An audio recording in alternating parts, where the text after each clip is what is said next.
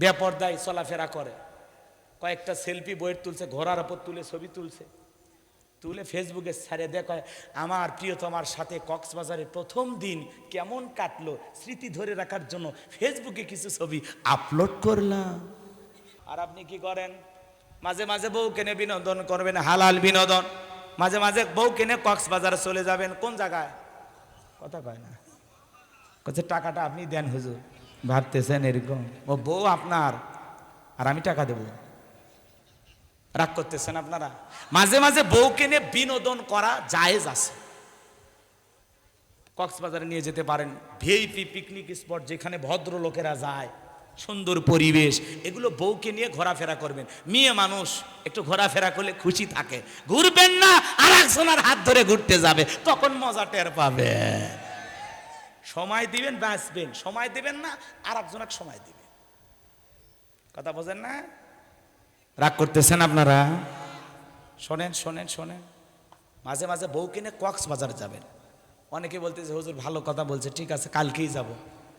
কক্সবাজারে যাবেন, বউকে বোরকা পরাইয়া পর্দা কইরা, কথা কন, বোরকা পরাইয়া পর্দা মাইনে, আল্লাহর ফরজ বিধান মাইনে কক্সবাজার সমুদ্রের ধারে থেকে বলবেন, বিবি রে কি সুন্দর সমুদ্রের ঢেউ, পাশে দাঁড়িয়ে আছে আমার সোনা বউ, জানবে না তো কেউ। আপনার বউ খুশি হয়ে যায়। কক্সবাজার নিয়ে যান, আপনার বউ খুশি হয়ে যায়। কিন্তু কি করে ওই পাগলা? কক্সবাজার যায়া বেপরদায় চলাফেরা করে, কয়েকটা সেলফি বইয়ের তুলছে, ঘোড়ার ওপর তুলে ছবি তুলছে, তুলে ফেসবুকে ছাড়ে দেয়, আমার প্রিয়তমার সাথে কক্সবাজারের প্রথম দিন কেমন কাটলো স্মৃতি ধরে রাখার জন্য ফেসবুকে কিছু ছবি আপলোড করলাম। আছে না? যে নিজের বইয়ের ছবি ফেসবুকে ছেড়ে দেয়, এর রুচিতে সমস্যা, এর মধ্যে আর হিরো আলমের মধ্যে পার্থক্য নেই। তো রুচি এত খারাপ। আমার বউ আমি দেখবো, বউ পার্সোনাল জিনিস, পাবলিসিটি করার জিনিস। কথা কন নাকি আপনারা? আপনি বইয়ের ছবি ফেসবুকে দেন মানে? আধুনিক জামানা এসে কত কিছু দেখা লাগতেছে, বাপরে বাপ। বউকে নিয়ে বোরকা পরায় পর্দা করবেন। আমরা তো আর বলি নাই বউকে নিয়ে যা সমুদ্রের পানিতে হাফ প্যান্ট পরে গোসল করবেন, তাহলে গুনাহ হবে। তাহলে কি হবে? গুনাহ হবে। হালাল বিনোদন করতে বাধা নাই। পারবেন তো ইনশাআল্লাহ? একটু অপেক্ষা করেন, পরে বলতেছি, একটু কথা বলা লাগবে। আমি করবো আওয়াজ, আপনারা দেবেন আওয়াজ, জবাব দিবেন ঠিক ঠিক, আলোচনা হবে কমপ্লিট। শ্রোতাদের স্পিরিটে বারে বক্তার হিট, আলোচনা হবে জায়গা মতো ফিট। আগে বলতাম কিছু আজ প্যান্ডেলে, কিছু আজ অ্যাঙ্গেলে, এখন আর অ্যাঙ্গেলে না, যা বলবো সব ডাইরেক্ট। অ্যাঙ্গেলে বলার দিন শেষ, ডাইরেক্ট বলার বাংলাদেশ। কথা বলে ঠিক কিনা? সূরাটির নাম হামিম আস-সেজদা।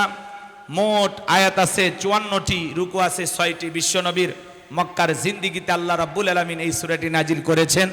আমি আপনাদের সামনে 30 নম্বর আয়াতে কারিমা তেলাওয়াত করেছি।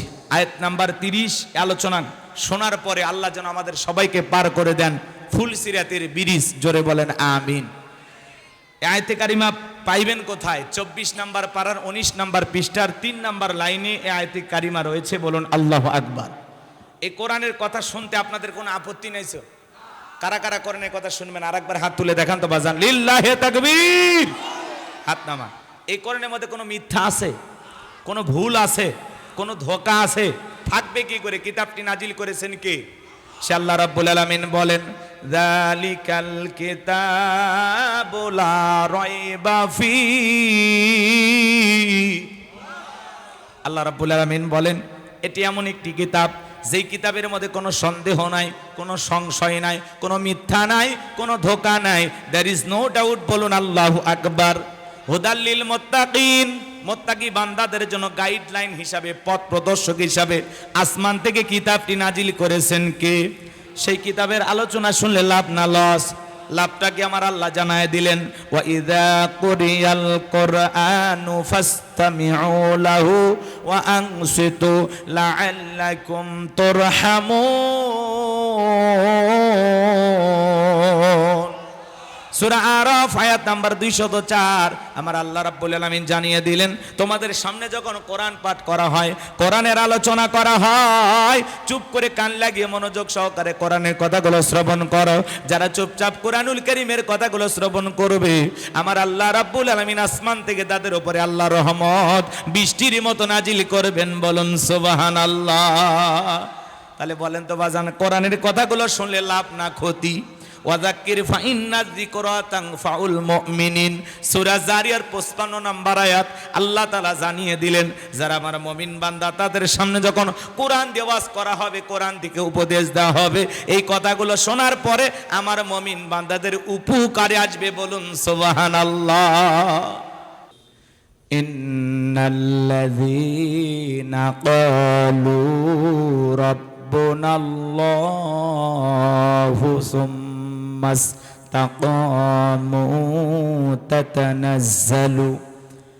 তাতানাজ্জালু আলাইহিমুল মালাইকাতু আল্লা তাখাফু ওয়া লা তাহজানু ওয়া আবশিরু বিল জান্নাতিল্লাতী কুনতুম তুআদুন।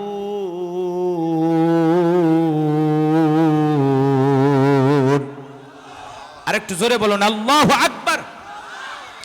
যে কোনো আয়াত বা সূরার তাফসীর করতে হলে কোন প্রেক্ষাপটে কোন সময় আল্লাহ তাআলা সেই সূরাটি বা আয়াতটি নাজিল করেছেন, সে নাজিলের প্রেক্ষাপট জানার দরকার আছে না নাই? আরবিতে বলা হয় শানি নজুল। যদি শানি নজুল আলোচনা করা হয় তাহলে তাফসীর বুঝতে সহজ হয়। তাহলে আল্লাহর হাবিবের উপরে কোন প্রেক্ষাপটে কোন সময় আল্লাহ তাআলা এই আয়াতে কারিমাগুলো নাজিল করেছেন একটু বলার দরকার আছে না নাই? আমি কি বলবো? কষ্ট পাবেন না তো ইনশাআল্লাহ? সম্মানিত ভাইয়েরা আমার, বিশ্ব নবীর প্রিয় দুইজন মানুষ মাত্র 3 দিনের ব্যবধানে মারা গেলেন। আম্মা জানা খাদিজাতুল কুবরা রাদিয়াল্লাহু তাআলা আনহা মারা গেলেন। নবীজির চাচা আবু তালেব মারা গেলেন। প্রিয় দুইজন মানুষকে হারিয়ে নবীজি যখন ব্যথিত, এই ব্যথিত হৃদয় নিয়ে নবী চলে গেলেন তায়েফে কালেমার দাওয়াত দিতে। তায়েফের মানুষেরা বিশ্ব নবীর দাওয়াত গ্রহণ না করে নবীজির জান্নাতি শরীর মোবারকে পাথর নিক্ষেপ করলেন। নবীজি জ্ঞান হারিয়ে ফেললেন। যায়েদ বিন হারেসা বলেন, আমি নবীজির দেহ থেকে পাথরগুলো সরাইয়া ফেললাম, নবীজির জ্ঞান ফিরে আসলো। নবীজিকে বলে, যায়েদ আমি একটু নামাজ আদায় করব, ব্যবস্থা করে দাও। হযরতে যায়েদ ডেকে বলেন, নবীজির পা মোবারক থেকে যখন আমি জুতা খুলতে গেলাম, আমি তাকায় দেখি নবীজির জুতার ভিতরে রক্তগুলো জমাট বেঁধে আছে। আমি অনেক কষ্টে নবীজির পা থেকে জুতা খুললাম। নবীজি নামাজ আদায় করলেন। আসমান থেকে জিবরাইল এসে বলে, নবী, যে তায়েফের মানুষেরা আপনার শরীরে পাথর নিক্ষেপ করেছে, একবার শুধু অর্ডার দেন গো নবী, ওই তায়েফের মানুষকে পাহাড় চাপা দিয়ে পৃথিবীর জমিন থেকে বিদায় করে দেব। আমার নবী ডেকে বলে, জিবরাইল, তায়েফের মানুষেরা আমাকে না চিনে পাথর মেরেছে, আজকে যদি তাদেরকে পাহাড় চাপা দিয়ে বিদায় করে দাও, আমি নবী কার কাছে কালেমার দাওয়াত দেব? আমি তায়েফের মানুষদেরকে মাফ করে দিয়েছি, তুমি আমার আল্লাহর কাছে জানায়া দাও, আমার আল্লাহ যেন তায়েফের মানুষদেরকে মাফ করে দেয়। নবীর দয়া কত, মায়া কত, কেমন দয়ার নবী পাইছি, কেমন মায়ের নবী পাইছি। এই জন্য আল্লাহ বলেন, ওয়ামা আরসালনাকা ইল্লা রাহমাতাল লিল আলামিন, সমগ্র জাতির জন্য, মানব দানব জিন ইনসান সকলের জন্য আল্লাহ তাআলা তার হাবিবকে রহমত স্বরূপ প্রেরণ করেছেন। বলুন সুবহানাল্লাহ। নবীজি ব্যথিত হৃদয় নিয়ে, রক্তাক্ত শরীর নিয়ে চলে আসলেন মক্কায়। লম্বা কিছু ঘটনা আছে, আগেই বললাম বাজান, যদি বিস্তারিত বলতে যাও অনেক সময় লেগে যাবে। এত সময় আপনাদের হাতেও নাই, আমার হাতেও নাই, আমি যে কথা না বললেই নয়। নবীজি মক্কায় ফিরে আসার পরে একদিন নয়, 2 দিন নয়, 19টা দিন অতিবাহিত হয়ে যায়। আসমান থেকে জিবরাইল আসে না, নতুন কোন আয়াতে কারিমা নাজিল হয় না, নতুন কোন সূরা নাজিল হয় না। কাফেররা সমালোচনা করে ডেকে বলে, ও নবীর সাহাবীরা, কি ব্যাপার, তোমাদের নবী তো নতুন কোন আয়াত পাঠ করে শোনায় না, নতুন কোন সূরা তিলাওয়াত করে শোনায় না, নাকি তার উপরে যে জিন ভর করেছিল সেই জিনটা বিদায় নিয়েছে? জোরে কন্না উযুবিল্লাহ। আবার কেউ কেউ সমালোচনা করে ডেকে বলেন, ও নবীর সাহাবীরা, তোমাদের নবী তো নতুন কোন আয়াত বা সূরা পাঠ করে শোনায় না, নাকি তার আল্লাহ তাকে ভুলে গেছেন? জোরে কন্না উযুবিল্লাহ। এইভাবে কাফেররা চতুর্মুখে সমালোচনা শুরু করে দিলেন। সাহাবায়ে কেরাম মনে মনে কষ্ট পান, কিন্তু বিশ্ব নবীর কাছে গিয়ে কেউ বলার সাহস পান না। তখন আল্লাহ রাব্বুল আলামিন 19 দিন পরে জিবরাইলের মাধ্যমে এই পাওয়ারফুল আয়াতি কারিমাগুলো নাজিল করলেন। বলুন আল্লাহু আকবার। আমার আল্লাহ রাব্বুল আলামিন বলেন, ইন্নাল্লাযীনা ক্বালু রাব্বুনাল্লাহ, ইন্নাল্লাযীনা ক্বালু রাব্বুনাল্লাহ, নিশ্চয় যারা বলে আমাদের রব আল্লাহ। আমাদের রব কে? সুম্মাস্তাকামু, এই কথার উপরে যারা ইস্তেকামাত থাকে, অবিচল অটল থাকে, তাতানাজ্জালু আলাইহিমুল মালাইকা, আসমান থেকে তাদের উপরে ফেরেশতা নাজিল হয়। ফেরেশতা নাজিল হয় 3 সময়। জোরে বলেন কয় সময়? ফেরেশতা নাজিল হয়ে আপনাকে কি বলবে জানেন? আল্লাহ তাআলা সেই কথা জানিয়ে দিলেন। ফেরেশতা এসে বলবে, আল্লাহ তাখাফু, ভয় পেও না, ওয়ালা তাহজানু, চিন্তা করো না, ওয়া আবশিরু বিল জান্নাতিল্লাতী কুনতুম তুআদুন, যেই জান্নাতের প্রতিশ্রুতি, যে জান্নাতের ওয়াদা তোমাদেরকে দেওয়া হয়েছে, সে জান্নাত পেয়ে তোমরা আনন্দিত হও, সেই জান্নাত তোমরা গ্রহণ করো। বলুন আল্লাহু আকবার। এটা হলো আয়াতের সরল অনুবাদ। কষ্ট হচ্ছে আপনাদের? এইবার চলেন আমরা বিস্তারিত আলোচনায় যাই। কষ্ট হবে? একটু সহযোগিতা করবেন। আল্লাহ তাআলা কি বলেন? ইন্নাল্লাযীনা ক্বালু রাব্বুনাল্লাহ, নিশ্চয়ই যারা বলে আমাদের রব আল্লাহ। আমাদের রব কে? আমরা রবের গোলাম। এই কথার উপরে যারা সুম্মাস্তাকামু, ইস্তেকামাত থাকবে, অবিচল অটল থাকবে। আপনাদের এলাকায় গাছ আছে? গাছ আছে না? এই যে গাছের নিচে তো বসে আছেন, অনেক সময় দেখবেন বাজান গো আমার, রাস্তার ধার দিয়ে গাছ লাগানো থাকে, বাগানে গাছ লাগানো থাকে। যখন ঝড় তুফান আসে, আইলা, নার্গিস, হুদুদ, শনি, মির্জাও, মিথিলি, নানান ধরনের ঘূর্ণিঝড় যখন আসে, দেখবেন গাছগুলো ভেঙে তছনছ হয়ে রাস্তার উপরে পড়ে থাকে, ডালপালাগুলো ভেঙে যায়, গাছের গোড়া উল্টো দিকে হয়ে কি বলেন পড়ে থাকে। এরকম অবস্থা থাকে কিনা? এরপরেও দেখবেন কিছু গাছ মজবুতভাবে শিকড় নিয়ে দাঁড়িয়ে থাকে। এর নাম হলো ইস্তেকামাত থাকা। কথাকে বুঝাইতে পারলাম? রাগ করতেছেন আপনারা? সুম্মাস্তাকাম মানে ইস্তেকামাত থাকা, দৃঢ় থাকা, মজবুত থাকা। আপনি যখন বলবেন আল্লাহ আমার রব, আমি রবের গোলাম, এই কথার উপরে টিকে থাকতে হলে আপনার উপরে মামলা আসবে, হামলা আসবে, নির্যাতন আসবে, জেল জুলুম আসবে, আপনাকে ফাঁসির দড়িতেও ঝুলাইতে পারে। হাজারো নির্যাতন জুলুম সহ্য করে আপনাকে একটা কথাই বলতে হবে, আমি রবের গোলাম, আমার রব আল্লাহ, আমি আল্লাহ ছাড়া দুনিয়ার কারো কাছে মাথা নত করব না, করব না, করব না। এই ওয়াদা আপনাকে দিতে হবে। আপনি কি মনে করেন জান্নাত চাইলেন আর পাইলেন? জান্নাত মামুর বাড়ির ডাল, গেলে এক ডাবু খাইতে দেবে? জান্নাতে যেতে হলে আপনাকে পরীক্ষা দিয়ে উত্তীর্ণ হয়ে জান্নাতে যেতে হবে। সূরা আনকাবুতে আল্লাহ কি বলেছেন? মানুষেরা কি মনে করেছে ঈমান এনেছে কথা বললেই ছেড়ে দেওয়া হবে, তাদেরকে পরীক্ষা করা হবে না? আপনি যদি নিজেকে ঈমানদার দাবি করেন, আপনি যদি বলেন আমার রব আল্লাহ, এই কথার উপরে টিকে থাকতে গেলে বাতিল শক্তির হাজারো আক্রমণ আসবে, হাজারো আঘাত আসবে, হাজারো নির্যাতন আসবে, সব কিছু সহ্য করেই আপনাকে টিকে থাকা লাগবে। এর আগে দেখেন না ইসলামপন্থীদের ঘর ছাড়া বাড়ি ছাড়া করেছিল, ইমাম মুয়াজ্জিম শান্তিতে ঘুমাইতে পারে নাই, দাড়ি টুপিওয়ালাদেরকে টার্গেট করে করে জঙ্গির তকমা লাগাইয়া মিথ্যা মামলা হামলা দিয়ে জেলখানায় বন্দী করেছিল। কথা বলে ডেকেরা দেখেন নাই? এতে পাশে বিএনপির ভাইয়েরা আছেন, ওনারাও তো ঘুমাইতে পারে না ভোটের সময়। আহারে, যখন ওই বানোয়াট মিথ্যা ভিত্তিহীন নির্বাচন আসতো, কিসের নির্বাচন? ওরা তো আগে থেকেই জিতে বসে আছে, কুত্তা পর্যন্ত ভোট দিবার যায় না। হ্যাঁ, এরপরে মানুষদেরকে ঘুমাই দেয় না, পাট খেতে, ধান খেতে, বাঁধ ছাড়ে। কত মানুষ মাহফিলে গেলে হাত ধরে কেঁদে স্যার বলেছে, হুজুর আমি কিন্তু অমুক জায়গার বিএনপির এই, জামাতের এই। আহারে, কি কষ্টে ছিল ওই মানুষগুলো। কথা বলেন না কেন? আল্লাহ সুদিন ফিরাইছে, কিন্তু মাথায় রাখা লাগবে ওরা জুলুম করেছিল, আল্লাহ ওদেরকে পরাজিত করেছে। আমরা যেন আবার জালেমের ভূমিকা পালন না করি, এটা মাথায় রাখা লাগবে। কথা বলে ঠিক না? যারা অপরাধ করেছে তারা শাস্তি পাবে। সময় একটু দেন, আমি বলবো। যেহেতু বগুড়ার, কথা বলতে কি ভয় আছে? অন্য জেলা হলে ভিন্ন কথা। আমি বগুড়ায় যখন ওয়াজ করি মনে করি আমি নিজের এলাকায় ওয়াজ করতেছি, ভয়ই করি না। হক কথা বলা লাগবে বাজান। একটু বাস্তবতার আলোকে এদিক সেদিক একটু হালকা নাড়া দেব, মনে কিছু নেবেন না। কথা কি বুঝতে পেরেছেন? কারণ 16 বছরের কাজ আদায় করা লাগবে, মনের মধ্যে অনেক ক্ষোভ জমে আছে। কষ্ট হচ্ছে আপনাদের? একটা তাকবীর দেন, লিল্লাহে তাকবীর। তাহলে আল্লাহর পথে চলতে হলে, রবের পথে চলতে হলে আপনার উপরে নানান ধরনের বাধা আসবে। হতাশাগ্রস্ত হওয়া, ভেঙে পড়া।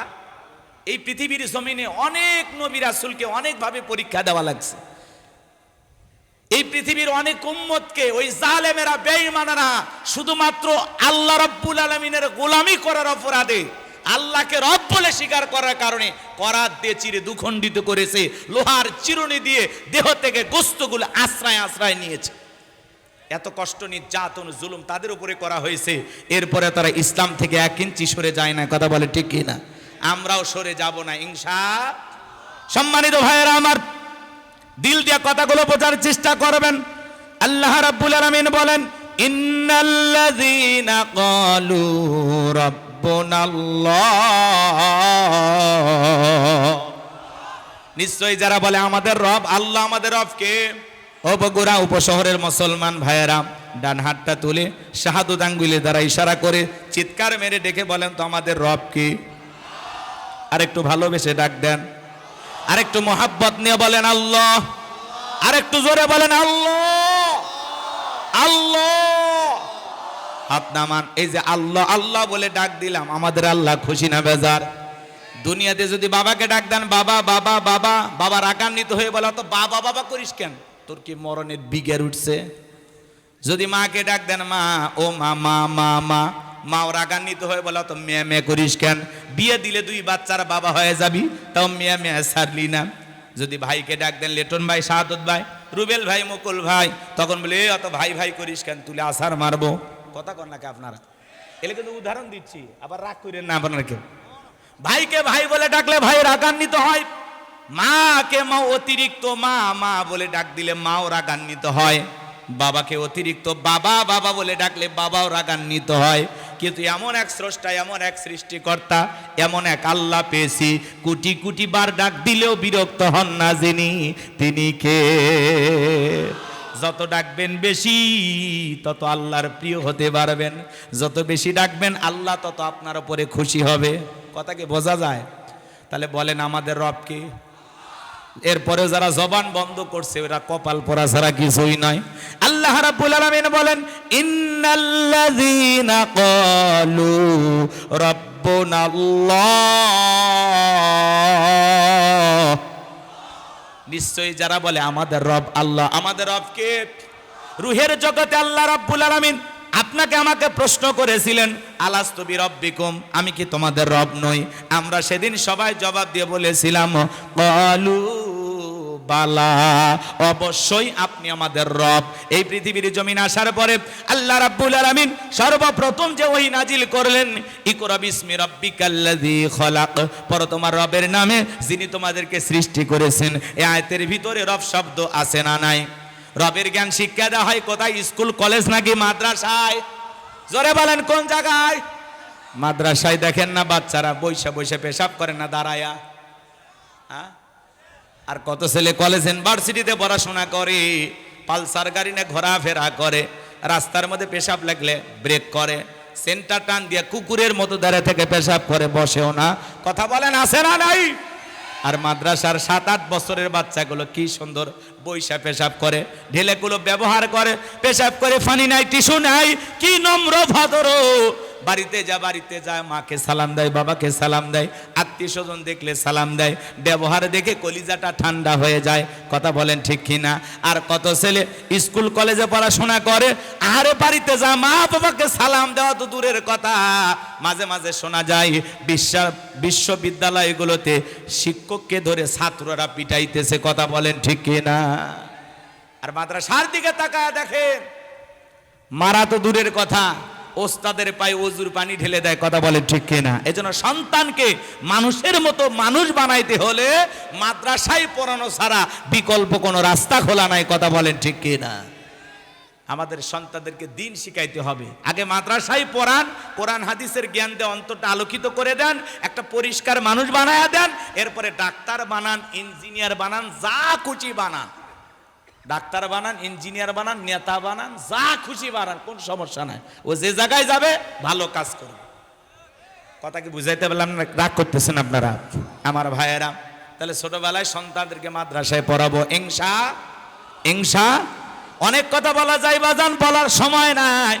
মানুষের মতো মানুষ বানাইতে চাইলে সন্তানটাকে মাদ্রাসায় পড়াবো ইনশাআল্লাহ। চলুন না বাজান সামনের দিকে যাই। আমি যে কথা বলতে চাচ্ছিলাম, পবিত্র কোরআনুল কারীমের 1 নাম্বার সূরা সূরাতুল ফাতিহার 1 নাম্বার আয়াত জবান ছেড়ে সবাই একটু মহাব্বতে আমার সঙ্গে তেলাওয়াত করুন। আলহামদুলিল্লাহি রাব্বিল আলামিন। সমস্ত প্রশংসা, যাবতীয় প্রশংসার মালিক তিনি, সৃষ্টিকুলের রব, আমাদের প্রতিপালক, আমাদের আল্লাহ যিনি। এই আয়াতের ভিতরে রব শব্দ আছে না নাই? আপনি আমি যখন নামাজের ভিতরে রুকুতে চলে গেলাম, কি তাসবিহ পাঠ করলাম? সুবহান রাব্বিয়াল আযীম, সুবহান রাব্বিয়াল আযীম। রব শব্দ আছে না নাই? রুকু হতে দাঁড়ানোর সময় কি বললাম? সামিআল্লাহু লিমান হামিদা, রব্বানা লাকাল হামদ। রব শব্দ আছে না নাই? এরপরে আপনি আমি যখন সিজদায় চলে গেলাম, মাথাটা নত করলাম, কি তাসবিহ পড়লাম? সুবহান রাব্বিয়াল আ'লা, সুবহান রাব্বিয়াল আ'লা, সুবহান রাব্বিয়াল আ'লা। রব শব্দ আছে না নাই? অনেকে দেখবেন শুধু ফোঁস করতেছে, সুবহান সুবহান সুবহান সুবহানাল্লাহ কয় না, সয়াবিনের তেল কয়, আল্লাহ ভালো জানে। স্পষ্ট বলে না, খালি শোনা যায় সুবহান সুবহান সুবহান সুবহান সুবহান। স্পষ্ট করে বলতে হবে সুবহান রাব্বিয়াল আ'লা, সুবহান রাব্বিয়াল আ'লা। স্পষ্ট করে বলতে হবে, সহি শুদ্ধ করে আপনাকে বলতে হবে। আর আপনি সুবহান সুবহান সুবহান সুবহান। নামাজের ব্যাপারে আমরা বড় তাড়াহুড়ো করি। কথা বলেন ঠিক কি না? সিজদায় যত মাথা থাকবেই যায় না, যতক্ষণ না তুলছি মনে হয় দুনিয়া অন্ধকার। এটা কখনো মুমিনের সিজদা হতে পারে? তাড়াহুড়ো করবেন কেন নামাজের ব্যাপারে? ধীরস্থির ভাবে সালাত আদায় করবো ইনশা। যাই কষ্ট হচ্ছে বাজান আমার ভাইয়েরা। এরপরে নামাজের সালাম ফিরানোর পরে হাত তুলে যখন মোনাজাত করি আমরা কি বলি? রব্বানা আতিনা ফিদ দুনিয়া হাসানাতাও ওয়া ফিল আখিরাতি হাসানাতাও ওয়া কিনা আযাবান নার। সূরা বাকারা 201 নম্বর আয়াত। আল্লাহর কাছে ডেকে বললাম, হে আমাদের রব, আমাদেরকে দুনিয়ার কল্যাণ দান করো, আখিরাতের কল্যাণ দান করো, ওই কঠিন জাহান্নামের আগুন থেকে আমাদের মুক্তি দাও। তাহলে ইহকাল পরকালের কল্যাণ দেওয়ার মালিক কে? জাহান্নামের আগুন থেকে মালিক মুক্তি দেওয়ার মালিক কে? এরপরে পবিত্র কোরআনুল কারীমের সর্বশেষ যেই সূরাটির নাম হলো নাস, তার 1 নম্বর আয়াত, কুল আউযু বিরাব্বিন নাস। এই আয়াতের ভিতরে রব শব্দ আছে না নাই? জীবনের পড়াতে সব জায়গায় রব।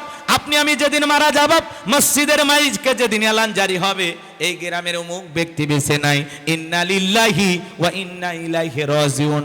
আপনার আমার মৃত্যুর সংবাদ শোনার পরে স্ত্রী কেঁদে বলবে স্বামী নাই, ছেলেটা কেঁদে বলবে বাবা নাই, মেয়েটা কেঁদে বলবে বাবা নাই, পাড়া প্রতিবেশী আত্মীয় স্বজন সবাই আপনাকে আমাকে শেষ বিদায় দেওয়ার জন্য বাড়িতে হাজিরা দেবে বাজান।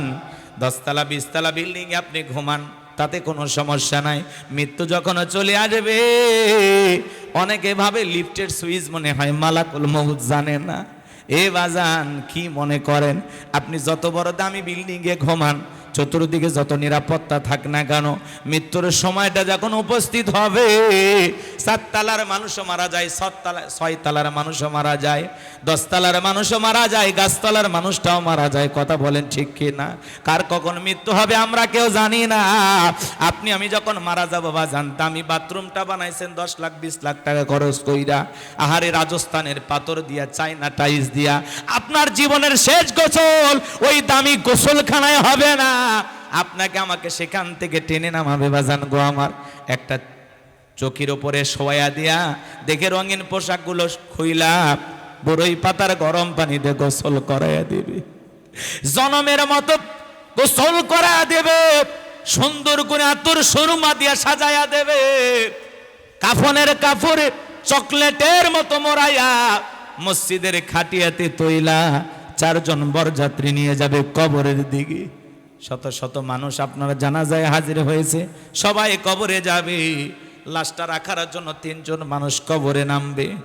মনে হবে এরাই বুঝি আমার সাথী, না না, ওরা কবরে লাশটা রাখার পরে একে একে যখন উঠে দেবে, বাঁশের বিছানাগুলো যখন বিছায় দেবে বাজার, ছিদ্রগুলো দিয়ে দূর আকাশে একটু একটু দেখা যায়।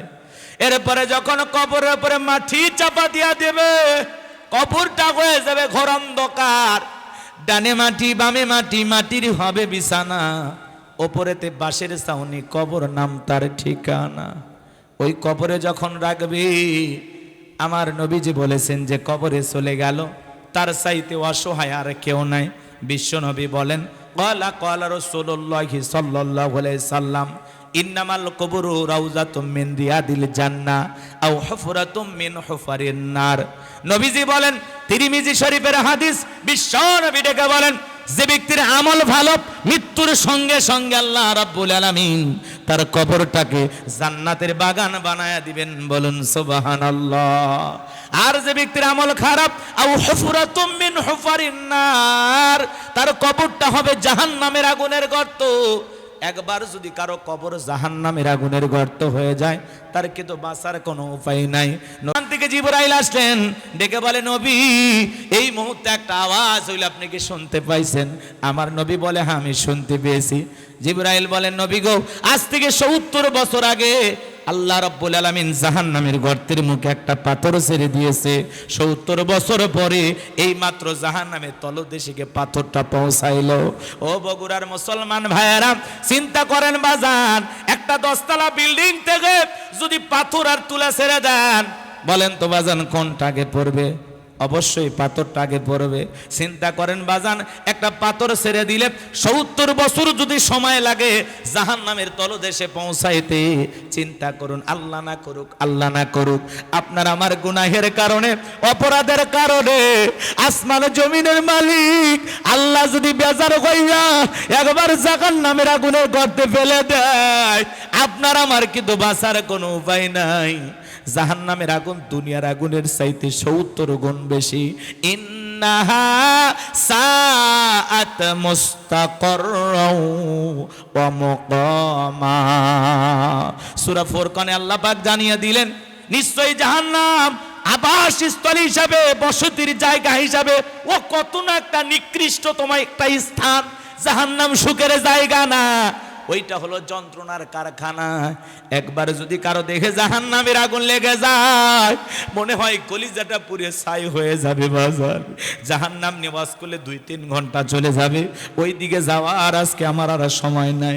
এতটুকু শুধু বিনয়ের সহিত অনুরাধের ভাষায় বলে যায় বাজার, এখনো জাহান্নামের ফয়সালা হয় নাই, এখনো জাহান্নামে যাওয়ার মতো অবস্থা হয় নাই। আল্লাহ তাআলা সতর্ক করে দিয়েছেন, সাবধান করে দিয়েছেন। এখনো সময় আছে আমরা জান্নাতের পথে চলি, এখনো সময় আছে হেদায়েতের পথে চলি, আল্লাহর বিধান মোতাবেক চলি, গুনাহ থেকে নিজেকে বাঁচায় রাখি। পরকালে জাহান্নাম ফয়সালা হয়ে গেলে আর কিছু করার থাকবে না। এখনো সময় আছে, আমলের মাধ্যমে নিজেকে জাহান্নামের আগুন থেকে বাঁচানোর দরকার আছে না নাই? তাহলে কবরের ভিতরে যখন রাখা হবে বাজার, সবাই যখন কবরে মাটি দিয়ে একে একে চলে আসবে, কবরে থাকা ব্যক্তি তাদের পায়ের আওয়াজ শুনতে পাবে, চিৎকার মেরে ডেকে বলবে, একা একা কই যাও, আমাকে সঙ্গে নিয়ে যাও। কবরে থাকা ব্যক্তির চিৎকার দুনিয়ার কেউ শুনতে পাবে না। ওই কবর বড় কঠিন জায়গা, নাই বাতি নাই সাথী নাই জানালা নাই দরজা। কি হবে আমাদের অবস্থা বাজার? যদি কেউ গুণে নিয়ে কবরে যায়, ওই কবরের ডানের মাটি বামে চলে যাবে, বামের মাটি ডানে চলে যাবে, এমন জোরে চাপ দেবে বাজান, এক পাজরের হার অন্য পাজরে ঢুকে যাবে। কবরে থাকা অন্ধ ফেরেশতা চোখে দেখে না, কানে শোনে না, হাতুড়ি দিয়ে আঘাত করবে, মাথাটা চূর্ণ বিচূর্ণ হয়ে যাবে। কবরে থাকা বিষাক্ত সাপ একবার যদি সবল মারে, বিষের যন্ত্রণায় দেহটা চলে যাবে। বড় কঠিন জায়গা কবর, যন্ত্রণার জায়গা কবর। কবর কিন্তু জায়গা ভালো নয়। কবর কি জায়গা ভালো? কথা বলেন না কেন? কবর কিন্তু জায়গা ভালো নয় বাজান। সবাইকে কবরে যাওয়া লাগবে। এই দুনিয়াতে কেউ চিরকাল আমরা বেঁচে থাকবো না। দাদা চলে গেছে, বাপ চলে গেছে, আমরাও থাকবো না, আমাদের সন্তানেরও থাকবে না। কবর কিন্তু জায়গা ভালো না। কথা বলেন। 6 দিন পরে নখ খসে যাবে, 9 দিন পরে চুল। কবর গাঘের সামান নিতে কইরো না কেউ ভুল। কবর জায়গা ভালো নয়, কবর জায়গা ভালো নয়। আমল দিয়ে কবর গৃহ সাজিয়ে নিতে হয়। 17 দিনে পেট ফেটে শেষ পোকার খাদ্য হবে। 60 দিন পরে গোশ থাকবে না, কঙ্কাল পরে রবে। দেখেন না কত মানুষের কবর যখন ভেঙে যায়, ওই মানুষের লাশের উপর দিয়ে পোকাগুলো কিলবিল করতেছে, আর কি দুর্গন্ধ কল্পনা করা যায়। এ দেহে কত সাবান, কত মেডিসিন, আহা, একটু কাদা লাগলে কত। সেই দেহটা কবরে 7-8 দিন পরে পেটটা ফুটবলের মতো বড় হবে, ফেটে যাবে, নাক মুখ দিয়ে পোকাগুলো কিলবিল করে ঢুকবে, মাথার চুলগুলো খসে পড়ে যাবে। একবার কল্পনা করেন তো, 2 মিনিট চিন্তা করেন, আমার যদি এই পরিণতি হয় কি হবে। 17 দিনে পেট ফেটে শেষ পোকার খাদ্য হবে। 60 দিন পরে গোশ থাকবে না, কঙ্কাল পরে রবে। 90 দিন হাড়গুলি সব, 90 দিন হাড়গুলি সব আলাদা হয়ে রয়। কবর জায়গা ভালো নয়, কবর জায়গা ভালো নয়। আমল দিয়ে কবর গৃহ সাজিয়ে নিতে হয়। জোরে বলেন মারহাবা। অনেক কষ্ট হবে বাজান, আমি কষ্ট দিতে চাচ্ছিলাম না। আমি যে কথা বলতে চাচ্ছিলাম, ওই কবরে যখন আপনাকে আমাকে রাখা হবে বাজান, ওই কবর হলো প্রত্যেকটা মানুষের প্রথম ঘাঁটি। নবীর প্রিয় সাহাবী হযরত ওসমান কবর দিকে অঝরে চোখের পানি ছেড়ে দিয়া কান্না করতেন। মাঝে মাঝে অজ্ঞান হয়ে কবরস্থানের পাশে হযরত ওসমান শুয়ে পড়ে থাকতেন। একদিন হযরত ওসমানকে জিজ্ঞাসা করা হলো, ও নবীর সাহাবী ওসমান, কেন আপনি কবর দিকে অঝরে কান্নাকাটি করেন, কারণটা কি? হযরত ওসমান ডেকে বলেন, প্রত্যেকটা মানুষের প্রথম মঞ্জিল, প্রথম স্টেশন হলো কবর। এই কবরের ভিতরে 3টা প্রশ্ন করা হবে। যে সঠিক উত্তর দিতে পারবে তার মিজান ফুলসিরাতে কোনো টেনশন নাই। যে উত্তর দিতে পারবে না তারকে তো বাঁচার কোনো উপায় নাই। ওই কবরের ভিতরে আপনাকে আমাকে 3টা প্রশ্ন করা হবে। 1 নাম্বার প্রশ্ন হলো মার রব্বুকা, তোমার রবকে। রব সম্পর্কে প্রশ্ন করা হবে বাজান। এই দুনিয়ার জমিনে যারা রবের গোলামি করেছে, এক আল্লাহর ইবাদত করেছে, আল্লাহর বিধান মোতাবেক চলেছে, যারা আল্লাহর গোলামি করেছে, আল্লাহকে রব হিসাবে দুনিয়ার জমিনে চলেছে, যারা রবের বিধান মোতাবেক চলেছে, যারা আমলের মাধ্যমে খাঁটি মুমিন মুত্তাকি হয়েছে, খাঁটি মুসলমান হয়েছে, আল্লাহর নেককার বান্দাদের তালিকায় যারা নিজের নামটা লেখায় নিতে পারছে, ওরা যখন কবরে যাবে, তাদেরকে যখন প্রশ্ন করা হবে মার রব্বুকা, তোমার রবকে, এই প্রশ্নের মধ্যেও রব শব্দ আছে না নাই? জীবনের পরতে পরতে সব জায়গায় রব। কবরে ঢোকা মাত্রই আপনাকে আমাকে প্রশ্ন করা হবে মার রব্বুকা, তোমার রব কি? জীবনে চাকরি করলেন না, বসের কথা মানলেন না, বেতন আশা করেন? কথা কয় না ভাই, বলেন পাওয়া যাবে? রবকে দুনিয়ায়, রবকে চিনেছিলেন? চেনেন নাই। তো আল্লাহর সে সমস্ত নেককার ইমানদার আল্লাহর প্রিয় যারা, যারা রবের বিধান মোতাবেক চলেছে, তাদেরকে যখন প্রশ্ন করা হবে মার রব্বুকা, তারা জবাব দিয়ে বলবে রব্বি আল্লাহ, রব্বি আল্লাহ, আমার রব আমার আল্লাহ। আল্লাহু আকবার বলেন। আমার ভাইয়েরা, আল্লাহর নেককার বান্দারা সুন্দর করে জবাব দিতে পারবে। জবাব দেওয়ার পরে জানেন কেমনে ঘুমাবে? একটা দুলামিয়া নতুন বিয়ে করে বাসর ঘরে যেমনে ঘুমায়, আল্লাহর সেই নেককার ইমানদার বান্দারা কবরে তেমনি ভাবে ঘুমাবে। কবর আর ছোট থাকবে না, কবর প্রশস্ত হয়ে যাবে, ফুলের বাগান হয়ে যাবে, আরামদায়ক বিছানার মতো হয়ে যাবে। এই ঘুম ভাঙবে সেই দিন, ইসরাফিলের ফুৎকার দেবে যেই দিন। আল্লাহ একবার বলে। এমন একটা ঘুম যেন আমরা কবরে পারতে পারি, আল্লাহ তৌফিক দান করেন। এটা জোরে বলেন আমিন। আমার ভাইয়েরা, কিন্তু যারা গুনাহগার নাফরমান আল্লাহর অবাধ্য গোলাম, যারা বলেছে খাও দাও ফুর্তি করো, দুনিয়াটা মস্ত বড়, যারা শয়তানের ওয়াসওয়াসায় পড়ে মিসগাইড হয়েছিল, ভুল পথে পরিচালিত হয়েছিল, তাদেরকে যখন প্রশ্ন করা হবে মার রব্বুকা, তারা জবাব দিতে পারবে না, তারা জবাব দিতে পারবে না, ফেল ফেল করে তাকিয়ে থাকবে। এই জন্য বাজান গো আমার, আমি লম্বা করতে চাচ্ছি না, কষ্টও দিতে চাচ্ছি না। কবরের 1 নাম্বার প্রশ্ন রব।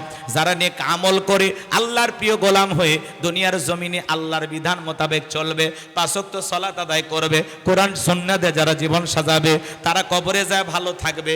এ বাজান আপনাদের কাছে অনুরোধের ভাষায় বলা যায়, কারা কারা নেক আমল করে আল্লাহর প্রিয় গোলামদের তালিকায় নামটা লিখে দিতে চান? আজ থেকে কারা কারা নেক আমল করতে চান? 2টা হাত তুলে আল্লাহকে দেখান। আল্লাহ আমাদের সবাইকে নেক আমলকারী বান্দাদের তালিকায় কবুল করেন। একটু জোরে বলেন আমিন। আজ থেকে 5 ওয়াক্ত নামাজ আদায় করব তো ইনশাআল্লাহ, করব তো ইনশাআল্লাহ, করব তো ইনশাআল্লাহ। হাত নামান আমার ভাইয়েরা। তাহলে কবরে 1 নাম্বার প্রশ্ন মার রব্বুকা, তোমার রব কে? ভালো করে বুঝবেন। অনেকে মন খারাপ করতেছেন, রবের তাফসির যদি আমি করি বাজান 3-4 ঘন্টা চলে যাবে, কিন্তু অনেকে তাফসির তো বোঝে না, শুনতেও চায় না। চলুন এই আলোচনার প্রেক্ষাপটে আমি একটা ছোট্ট ঘটনা আপনাদেরকে শোনাই। কষ্ট হচ্ছে আপনাদের? ইন্নাল্লাযীনা ক্বালু রাব্বুনা আল্লাহ, নিশ্চয়ই যারা বলে আমাদের রব আল্লাহ, আমাদের রব কে? কিন্তু এই পৃথিবীর জমিনে কাউকে যদি আল্লাহ 0 থেকে হিরো বানায়, সামান্য ক্ষমতার চেয়ারে বসায়, ওই মানুষগুলো ক্ষমতার চেয়ারে বসে বলে আনা রব্বুকুমুল আলা, আমি বড় প্রভু, আমি বড় খোদা। জোরে কর নাউযুবিল্লাহ। এই পৃথিবীর জমিনে নিজেকে রব বলে দাবি করেছিল একজন জালেম শাসক, এর নাম হলো ফিরাউন। কি নাম? বাল্যকালের নাম ছিল বলখিয়া বলা হয়, কিপ্তিদের তরফ থেকে নাম ছিল রামশিস, এর নাম ছিল কাবুস। মিশরের বাদশা হওয়ার পর উপাধি নাম হলো ফিরাউন। এ ছিল একটা ভবঘুরে যুবক। ভবঘুরে যুবক মানে বোঝেন না, যারা এলাকায় কোনো কাজকর্ম নাই, মদ গাজা ইয়াবা ফেন্সিডিল খায়া গাছক ধাক্কা মেরে কয় ভাইজান সাইদ দেন। বউ যদি দরজা খোলে মুখের বাপ তুমি ঢোলকা, কয় মা তুই বুঝবো না, আজ একটু বেশি পরিমাণে মাল খাসি। এরকম নেশাখোর সমাজে আছে না? না। সন্ধ্যা হলেই ঘরের দরজা বন্ধ করে জিকির করে ইয়াবা ইয়াবা ইয়াবা। মা বাবা চিন্তা করে বাবা এটা কিসের ট্যাবলেট, জ্বর সেদ্ধি গলা ব্যথা। কয় কিচ্ছু বোঝার দরকার নাই, টাকা দে নইলে তোর মাথা ফাটাবো। এরকম সন্তান আছে না নাই? বলেন তো বাজান, নিশা দ্রব্য পান করা জায়েজ না হারাম? একটু জোরে বলেন, জায়েজ না হারাম? যারা মদ পান করবে এরা জান্নাতে প্রবেশ করতে পারবে। ভালো হয়ে যান। এগুলো সাইফাই খায় লাভ আছে? ইয়াবা ফেন্সিডিল গাঁজা মদ খায় লাভ আছে? ওই টাকা জমাও, জমায়া প্রত্যেকটা মাসে বউকে একটা নতুন করে 3 পিস কিনে দাও। জীবনে কিছু না পাও, অন্তত 12টা বাসরাত পাইবা। কথা কোন ঠিক কিনা? এই টাকাগুলো জমাও। যারা নিশাদ্রব্য পান করে, যারা মাদক সেবী, এদেরকে সমাজের মানুষ ভালো চোখে দেখে না, মানুষ টোকায় মনে করে। কথা বলে না? মানুষকে নিশা করে, হুজুর নিশাখোর। কথা কন। মায়ের গহনা চুরি করেও নিশা কিনে খায়। কথা বলেন, কথা বলেন। তবে বগুড়া শহরের ছেলেবেলে অবশ্য ভালো, এরা এই ধরনের কাজ করে না, এরা খুবই ভালো। রাগ করতেছেন নাকি আপনারা? এ যুবক, মাদককে না বলুন। মাদককে, মাদক দ্রব্য পান করা যাবে? জায়েজ না হারাম? জায়েজ না হারাম? তা বলে টাকা দিয়ে কিনে খাওয়া লাগবে, কি দরকার? আল্লাহ হেদায়েত দান করেন। এটা জোরে বলেন আমিন। একটু অপেক্ষা করেন, 15-20 মিনিট সামনে গেলে আলোচনা মজা পাবেন ইনশাল্লাহ। যুবক যারা আছো নিরাশ হয়ে না, তোমরা যুবক আমিও যুবক, তোমাদের মনের দুঃখটাকে আমি বুঝি। একটু অপেক্ষা করো, তোমাদের জন্য স্পেশাল কিছু আলোচনা মাথার মেমোরিতে সেভ করা আছে, সময় মতো ডাউনলোড দিয়ে শোনায় দেব। মা বোন যারা আছেন মা, একটু অপেক্ষা করেন, আপনাদের জন্য কিছু স্পেশাল আলোচনা হবে ইনশাআল্লাহ। একটু অপেক্ষা করেন। সম্মানিত ভাইয়েরা আমার, এ ছিল ভবঘুরে যুবক, এলাকায় কোনো কাজকর্ম পাইল না। বাল্যকালের বন্ধু হামানকে নিয়ে মিশরে চলে গেল। মিশরে যাওয়ার পরে সর্বপ্রথম হলো তরমুজের ক্ষেতের লেবার। কিছুদিন লেবারি করার পরে চিন্তা করে এইভাবে দিনকাল আর কতদিন যাবে। একটা ঘোষণা পাইল মিশরের সরকারি গোরস্থানে দারোয়ান লাগবে। হাজার হাজার মানুষ ইন্টারভিউ দেওয়ার জন্য লাইনের মধ্যে দাঁড়ায় গেছে। ওই কাবুস নামের ফিরাউনও লাইনে দাঁড়ায় গেছে। একে একে ইন্টারভিউ দিতে দিতে যখন ওই কাবুস নামের ফিরাউনের পালা, এইবার ফিরাউন ডেকে বলে বাদশা, আমি যতটুকু জানি মিশরে আপনার চাইতে ভালো মানুষ আর কেউ নাই। আমি আপনার অনেক প্রশংসা শুনেছি, ভিন দেশ থেকে বুক ভরা আশা নিয়ে আপনার দেশে এসেছি, দয়া করে যদি চাকরিটা দেন সারা জীবন আপনার প্রতি কৃতজ্ঞ থাকবো। এমন ভাবে কথাগুলো উপস্থাপন করলেন, বাদশার মায়া লেগে গেল। ডেকে বলে ইন্টারভিউ বন্ধ করো। এই কাবুজ নামের ফিরাউনকে মিশরের দারোয়ানের চাকরিটা দেওয়া হলো। এইবার মিশরের সরকারি গোরস্থানের দারোয়ান হয়ে গেল। চিন্তা করে বাদশাহ প্রতি মাসে বেতন দিবে, ঠিক আছে, এই বেতন দিয়ে চলবে না, আমার সাইট ইনকাম করা দরকার। এইবার যারা গোরস্থানে লাশ দাফন করতে আসে ওদেরকে ডেকে বলে একটা করে দিরহাম আমাকে দেওয়া লাগবে, না হলে আমি লাশ দাফন করতে দেব না। জনগণ টেনশনে পড়ে গেল। একটা দিরহামের জন্য বাদশার দরবারে বিচার সালিশ নিয়ে যাব, লাশ পয়সা গুলে শেষ হয়ে যাবে, অতএব একটা টাকা যদি পায় এই গোরস্থানের ছেলেটাই পাক। এই কথা ভেবে জনগণ একটা করে দিরহাম দেওয়া শুরু করলো। ও বগুড়াবাসী বলেন তো বাজান এইটার নাম কি? আরো আসতে কোন শুনতে পারে ফেরাউন। আপনি কি মনে বেঁচে আছে এখনো? বলতে ভয় পাচ্ছেন কেন? এটার নাম কি? আমাদের দেশে কিন্তু ঘুষ নেই। আছে আছে, এই দেশেও ঘুষ আছে। শোনো এই দেশটার গল্প করি, দেশটা মনে হয় স্বপ্নপুরী। সুদখোর, ঘুষখোর, মদখোর, জুয়াখোর, হে তাই আছে ভুরি ভুরি, হে তাই আছে ভুরি ভুরি। এ দেশে অসৎ কামাই কেউ করে না, তবে ঘুষের টাকা পেলে কেউ তো ছাড়ে না। টেবিলের নিচ দিয়ে হাত বাড়িয়ে কালো টাকাটা নেই সারিয়ে, টেবিলের নিচ দিয়ে হাত বাড়িয়ে কালো টাকাটা নেই সারিয়ে। করছে ওরা বড় দেশের চুরি, করছে ওরা বড় দেশের চুরি। শোনো এই দেশটার গল্প করি। একটা ছেলের চাকরির জন্য 10 লাখ, 15 লাখ, 20 লাখ টাকা ঘুষ দেওয়া লাগে। ওপরালা, ওপরালা বলতে কি ফেরেশতা এসে নিয়ে যা? এদেশের চেয়ার টেবিল পর্যন্ত ঘুষ খায়। কথা বলেন। ঘুষ নিবের যা দেখুন এরকম হাতায় কিছু খুঁজে পায় না, এক প্যাকেট সিগারেট পেলে যা এটাই চলবে। সিগারেট পর্যন্ত ঘুষ খায়। কি বলেন, আছে না ভাই? তবে যেটাই কোন বগুড়ার মানুষ এগুলোর সাথে জড়িত নাই। আমি অন্য জেলার কথা বলতেছি। আরে এগুলো ভারতে হয়, এদেশে হয়ই না। রাগ করতেছেন মনে হয় আমার ভাইয়েরা, মন খারাপ করবেন না বাজান। সামনের দিকে যে আমি যে কথা বলতে চাচ্ছিলাম, এইবার একটা করে দিরহাম জনগণ দেওয়া শুরু করলো। আমাদের এদিক খেয়াল করেন, এদিক খেয়াল করেন। আল্লাহ সে সময় একটা মহামারী দিয়েছিল, যেই মহামারীর নাম হলো ডায়রিয়া, কলেরা। আমাদেরকে আল্লাহ 2020 সালে একটা মহামারী দিয়েছিল, নাম কি? ধরো না ছুঁয়ো না, নাম হলো করোনা। এই করোনা মহামারীতে কত মানুষ মারা গেছে বাজান। বাবা মারা গেছে, ছেলে বাবার লাশটাও দেখতে যায় নাই। বাবার সম্পত্তি ভালো লাগে, বাবার লাশ ভালো লাগে না। এমনও কপাল পোড়া সন্তান আছে, বাবা করোনা রোগে আক্রান্ত হয়ে গেছে, মারা গেছে, এক মুঠো মাটিও কবরে দেয়নি। মায়ের করোনা হয়েছে, অসুস্থ মা ফেলা আসছে জঙ্গলে। বন্ধুর করোনা হয়েছে, বন্ধু দেখতে যায় নাই। ভাইয়ের করোনা হয়েছে, আর এক ভাই দেখতে যায় নাই। স্বামীর করোনা হয়েছে, স্ত্রীর কাছে যায় নাই। কথা বলেন, কথা বলেন, এরকম হয়েছে কিনা বলেন? একজন স্বামী আক্রান্ত, বিবি একটা প্লেটের মধ্যে কিছু ঔষধ, কিছু খাবার দিয়া, বাঁশের একটা লম্বা লাঠি দিয়া স্বামীর ঘরের ভিতরে আস্তে করে ঠেলা দিয়া খাবারটা ঢুকাইয়া দিয়েছে। স্বামী যখন কিছুদিন পরে সুস্থ হয়েছে, বিবি এইবার নিজের আঁচল দিয়া সুন্দর করে মুখটা মুছা দিয়া বলতেছে, জোসনার বাপ, আমি যে তোমারে কত ভালোবাসি তুমি তো জানো না। যখন তুমি করোনা রোগে আক্রান্ত ছিলে, আমি তাহাজ্জুদ পড়ে পড়ে দোয়া করে বলেছি, আল্লাহ আমার জোসনার বাপের হায়াত বাড়ায়া দাও, জোসনার বাপকে সুস্থ করে দাও। স্বামী তখন মনে মনে হাসে আর বলে, বিবি রে, আমারে যে কত ভালোবাসি সেটা আমার জানা হয়ে গেছে। আমি কতদিন অসুস্থ ছিলাম, জানালার দিকে তাকায় থাকতে আমি এই বুঝি জানালা খুলে দুইটা গল্প করবি, এই বুঝি দরজা খুলে আমার সাথে একটু সাক্ষাৎ করবি। কিন্তু না না, ভয়ে কোনোদিন জানালাও খুলে দেখা করলি না, দরজা খুলেও দেখা করলি না। তোর ছবিটা মোবাইলে ছিল, দেখেছিলাম আর কেঁদেছিলাম। তুই যে আমারে কত ভালোবাসিস তার প্রমাণ আমি পাইছি। আমি যখন অসুস্থ ছিলাম তখন তুই আমারে বাঁশ দিয়া খাওয়াইছিস। কথা কন, কথা কন।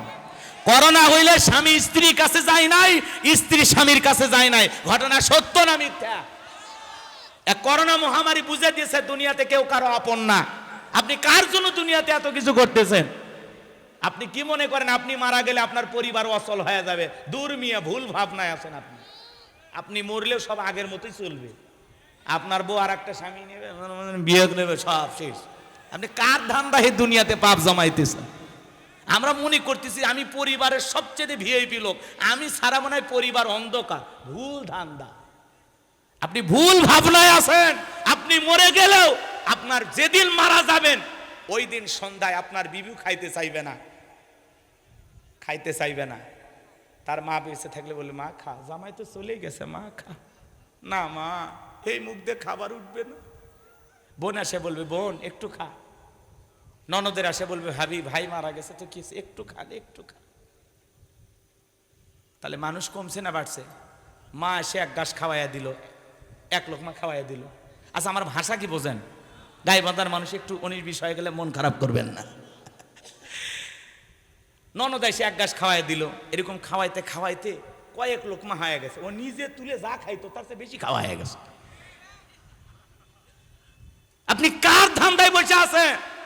আপনি যেদিন মারা যাবেন ওই দিন সন্ধ্যায় আপনার ছেলে দোকানে যা চা খাবে, আকবরে হোটেলে বসে পরাটা খাবে। আপনি কার ধান্দায় বসে আছেন? মনে করতেছেন যে পরিবারের জন্য, ওদের জন্য বেশি ভাবতে গিয়ে আমরা আল্লাহ থেকে অনেক দূরে সরে আসছি, পরকাল থেকে দূরে সরে আসছি। অতএব পরকাল নিয়ে ভাবনা করব, এর ফাঁকে দুনিয়া যতটুকু হয়। কথা ক্লিয়ার না ভেজাল আছে? আল্লাহ আমাদের হেদায়েত দান করে। আরেকটু জোরে বলেন আমিন। বাজান, আপনি যেদিন মারা যাবেন ওই দিনও মানুষ ভাত খাবে। আপনি যেদিন মারা যাবেন ওই দিন আপনার লাশটা কবরে রাখতে দেরি, আপনার বাড়িতে রান্নার পাতিলে রান্না হতে দেরি হবে না। কথা বলে ঠিক কিনা? আপনি কার আশায় বসে আছেন? আপনি যেদিন মারা যাবেন ওই দিনও মানুষ বিয়ে করবে, ওই দিনও মানুষ বাসর করবে। কথা কর ঠিক কিনা? আপনি কি ধান্দায় বসে আছেন? আপনার জন্য দুনিয়ার মানুষ থেমে যাবে? হ্যাঁ, দেখেন না, এক বাড়িতে মানুষ মারা গেছে, পাশে বিয়ের অনুষ্ঠান, হলুদের মঞ্চ, সেখানে মানুষ খাওয়া দাওয়া করতেছে। এগুলো দেখে কি বুঝতেছেন? দুনিয়া ক্ষণিকের বাজান, কেউ কারো না। এই মহামারী করোনা বুঝে দিয়েছে দুনিয়াতে একটা ছোটখাটো মিনি কিয়ামত ঘটে গেছে। তাহলে কিয়ামতের ময়দানটা কত ভয়ঙ্কর হবে। বন্ধুর করোনা, বন্ধু যায় নাই। মায়ের করোনা, ছেলে দেখতে যায় নাই। কত মানুষ করোনা রোগে আক্রান্ত, হাসপাতালে মারা গেছে, লাশটাও নিতে যায়নি। তাহলে এই যদি হয় দুনিয়ার হাল, পরকালে কি হবে? আল্লাহ আমাদের সবাইকে তার পথে ফিরে আসার তৌফিক দান করুন। একটু জোরে বলেন আমিন। কষ্ট পাচ্ছেন নাকি আপনারা? একটা তাকবীর দেন, লিল্লাহে তাকবীর। আমার ভাইয়েরা, সেই সময় আল্লাহ একটা মহামারী দিল, ডায়রিয়া, কলেরা। হাজার হাজার মানুষ মারা যায়, আর ফিরাউনের পকেটে টাকা ঢোকে। টাকা পাইতে এত টাকার মালিক হয়ে গেল, টাকা রাখার কোনো জায়গা নাই। বাদশার দরবারে চলে গেল, বাদশা আমার কাছে কিছু টাকা পয়সা হয়ে গেছে, এলাকায় গরিব মানুষ খাজনা দিতে পারে না, দুঃখী মানুষ খাইতে পারে না, আমি গোরস্থানের দারোয়ান একটু খাজনা পরিশোধ করে দেব, টাকা পয়সা দিয়ে সহযোগিতা করব। বাদশা ডেকে বলে, বাবাই তো ভালো উদ্যোগ, তোমার মতো ছেলে ঘরে ঘরে জন্মগ্রহণ করা দরকার। ঠিক আছে, যাও টাকাগুলো নিয়ে আসো। আর আমি জনগণকে ঢোল পিটায় খবর দিলাম। এইবার ঢোল পিটায় খবর দেওয়া হলো, গোরস্থানের দারোয়ান তোমাদের খাজনা পরিশোধ করে দেবে, তোমাদের সহযোগিতা করবে। কে কে আসো, আগামীকাল বাদশার দরবারে চলে আসো। পরের দিন হাজার হাজার মানুষ বাদশার দরবারে লাইন দিয়েছে। গোরস্থানের দারোয়ান কাবুজ নামের ফেরাউন, ওই যে ঘুষ খাওয়া টাকা কিন্তু ফেরাউনের টাকা হলো জনগণের। কথা বলেন, খালি সিস্টেমে দিতেছে। আমাদের আঞ্চলিক ভাষায় একটা কথা বলে, মাছের তেল দিয়া মাছ ভাজা। কথা কি বুঝতে পারতেছেন? এই টাকাগুলো দিতেছে, মানুষের খাজনা পরিশোধ করে দিতেছে, জনগণ যাইতেছে, বলতেছে আহারে, রাজ্যের বাদশা যদি এই ব্যক্তি না হয়া গোরস্থানের ছেলেটা হইতো, না জানি আমাদের কপাল খুলে যেত। নির্বাচনের আগে একটু জনসেবামূলক কাজ করা দরকার আছে না নাই? আমার এলাকায় বাজান একটা কাঁচা রাস্তা ছিল, কাঁচা রাস্তা, মাটির রাস্তা। এক নেতা এসে 2 গাড়ি ইট পাড়তেছে। মানুষজন বলে, এখনো তো আপনি নেতা হন নাই, ইট পাড়তেছেন, ব্যাপারটা কি? বলে, শোনেন, বৃষ্টি হওয়ার পরে আপনাদের ছেলে মেয়ে স্কুলে যাইতে পারে না, আপনারা হাটে বাজারে যাইতে পারে না, মাঝে মাঝে আপনাদের কথা মনে হলে রাতে আমার ঘুম আসে না। আপাতত কাঁচা রাস্তায় ইট পেরে দিয়ে গেলাম, আর ভবিষ্যতে আমার মার্কায় সিল মেরে যদি একবার এলাকার নেতা বানায় দিতে পারেন, আমার 1 নাম্বার টার্গেটে কাঁচা রাস্তা পাকা করে দেব। জনগণ বিশ্বাস করে যখন নেতার মার্কায় সিল মেরে দেয়, নেতা তখন নির্বাচিত হইয়া আর এলাকায় থাকে না, ঢাকা শহরে বান্ধবী নিয়ে ঘুমায়। কথা বলেন ঠিক কি না? খালি নির্বাচনের মার্কা যে কয়দিন, নেতার আনা গোনা সেই কয়দিন। আর আমরাও কম খারাপ না, 1.5 টাকার বিড়ি আর 3 টাকার চা খায় কি স্লোগান। বল্টু ভাইয়ের চরিত্র ফুলের মতো পবিত্র, নামাজ পড়ায় কক্ত, গাঁজা খায় 5 ওয়াক্ত, গুমচুরিতে পাকা ভক্ত, শয়তানের 1 নাম্বার ভক্ত, হুজুর যে জন্য খুবই শক্ত, চুষে খাই গরিবের রক্ত। পোস্টার লেখা আছে গরিবের বন্ধু, ভোট দিয়ে দেখেন গরিবের কয় নাম্বার শত্রু। রাগ করেন আপনারা? এরকম সমাজে আছে না নাই? নির্বাচনের মার্কা যখন বের হয় এলাকা দেখবেন অলিতে গলিতে খালি নেতা ঘুরতেছে। মানুষ মরে গেলে জানা যায় হাজির, জুমার নামাজে জুমার দিনে হাজির। কথা কন না? এমনও সময় দেখা যাচ্ছে রাস্তাঘাটে গরিব মানুষ হয়তো বা চাটা খাচ্ছে, ওখানে বসে চা খাচ্ছে, মানে এমন ভাবসাব। রাস্তার এক ভিক্ষুক মহিলা হাতত 500 টাকা দিয়ে বলতেছে আপনার চেহারার মাঝে আমি আমার মাকে খুঁজে পাই। কি অভিনয়! নেতা তো না, অভিনেতা। কথা বলেন। আমরা জনগণ বারবার ধোঁকা খায় বিশ্বাস করি, আর বাসটা আমরাই খাই।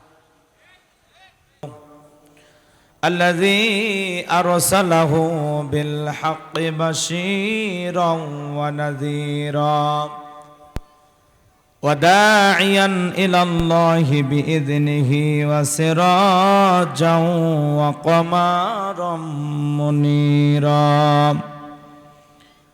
فقد قال الله تعالى في كلامه المجيد وفي فرقانه الحميد। সকলে জবান সেরে মোহাব্বতে আওয়াজ দে পড়ুন আউযু বিল্লাহি মিনাশ শাইতানির রাজিম বিসমিল্লাহির রাহমানির রাহিম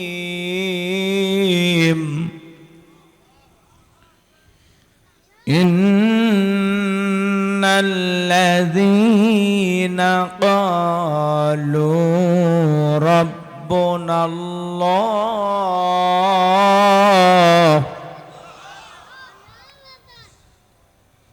রাব্বুনাল্লাহু সুম্মা ইসতাকামু তাতানাজ্জালু আলাইহিমুল মালাইকাতু আল্লা তাখাফু ওয়া লা তাহজানু ওয়া আবশিরু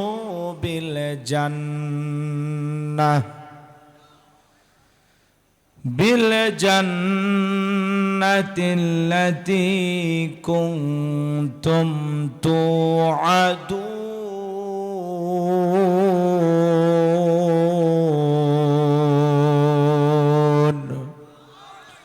সাদাকতা ইয়া রাব্বাল আলামিন।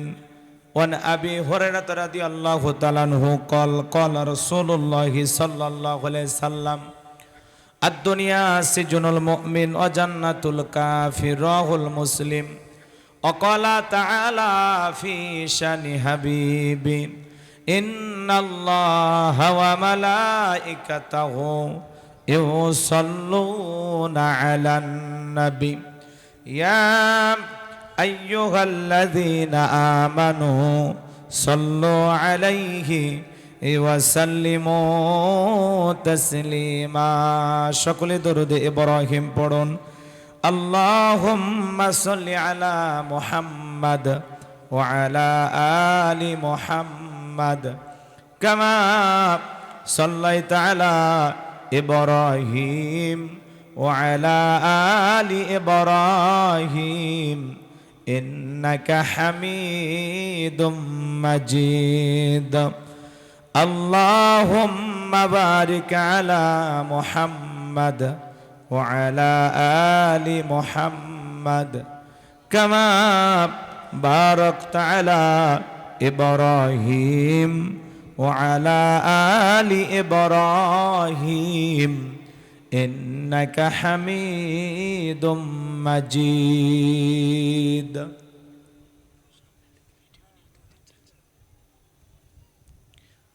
মুসলিম মোরা ঘুমিয়ে পড়েছি, বিবেকে ঝলসে তালা, রক্ত মোদের হয়েছে শিথিল, পাপে অন্তর কালাম। আসছে পথে আধার নেমে, তাই বলে কি রইবি থেমে, বারে বারে জ্বলবে বাতি, হয়তো বাতি জ্বলবে না। তাই বলে তো ভীরুর মতো বসে থাকলে চলবে না। মুসলিম আমি, সংগ্রামী আমি, আমি চিররণবীর, আল্লাহকে ছাড়া কাউকে মানি না, নারাই তাকবীর। মুসলিম জাগে কারবালাতে কঠিন শপথ পরে, সেই মুসলিম চির উত্তম, তাই তো একত্রে শপথ নিলাম, আল্লাহ রাজ গড়ব এবার চির শান্তি সুখের নীর। আল্লাহকে সারা কাউকে করি না ভয়, নারাই তাকবীর। কইরে খালেদ কইরে ওমর, এসেছে নতুন বদর, কইরে খালেদ কইরে ওমর, এসেছে নতুন বদর।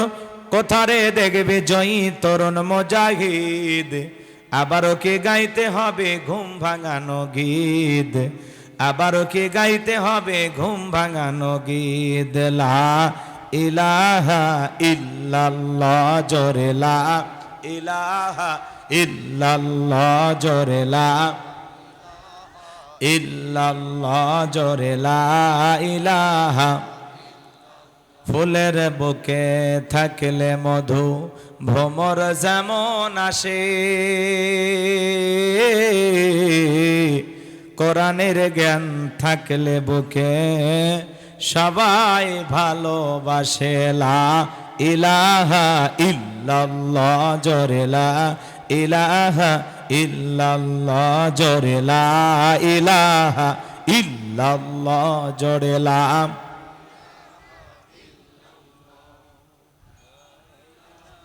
ইল্লাল্লাহ, জোরে লা ইলাহা, লা ইলাহা ইল্লাল্লাহু মুহাম্মাদুর রাসূলুল্লাহ। জবান সেরে এক বাক্যে পড়ছি সাল্লাল্লাহু আলাইহি ওয়াসাল্লাম। বাংলাদেশের ঐতিহ্যবাহী বগুড়া জেলার সদর থানার অন্তর্গত নিশিন্দারা উপশহর মধ্যপাড়া যুব সমাজ কর্তৃক আয়োজিত আজকের এই বিরাট তাফসিরুল কোরআন মাহফিলের সম্মানিত সুযোগ্য অনারেবল প্রেসিডেন্ট জনাব মোহাম্মদ জাহানুর রহমান জাকি, আল্লাহ পাক তার গোলামকে হায়াতে তৈয়বা সিয়াতে কুলিয়া দান করুন, সকলে বলুন আমিন। আজকের প্রোগ্রামের প্রধান অতিথি বিশিষ্ট রাজনীতিবিদ, সমাজসেবক, সভাপতি জেলা স্বেচ্ছাসেবক দল বগুড়া জনাব সরকার মুকুল, আল্লাহ পাক তার গোলামকে হায়াতে তৈয়বা সিয়াতে কুলিয়া দান করুন, সকলে বলুন আমিন। আজকের প্রোগ্রামের বরেণ্য অতিথিবৃন্দ, বিশেষ অতিথিবৃন্দ, অনেকের নাম রয়েছে, সকলের নাম বলা সম্ভব নয়, সকলের জন্য দিল থেকে দোয়া করে পড়ছি। ওয়ারাফা'না লাকা যিকরাক, আল্লাহ পাক সকলের সম্মানকে বৃদ্ধি করুন, সিল্লায় বলুন আমিন। আজকের প্রোগ্রামে আমার পূর্বে আলোচনা রেখে ধন্য করেছেন আমার অত্যন্ত কাছের প্রিয় ভাই, বিশিষ্ট ইসলামী চিন্তাবিদ, মুফাসসির কোরআন হযরত মাওলানা মাকসুদ আল আজমি। আল্লাহ পাক প্রিয় ভাইয়ের কণ্ঠ দিনের জন্য, ইসলামের জন্য, কোরআনের খেদমতের জন্য কবুল করুন, চিল্লায় বলুন আমিন।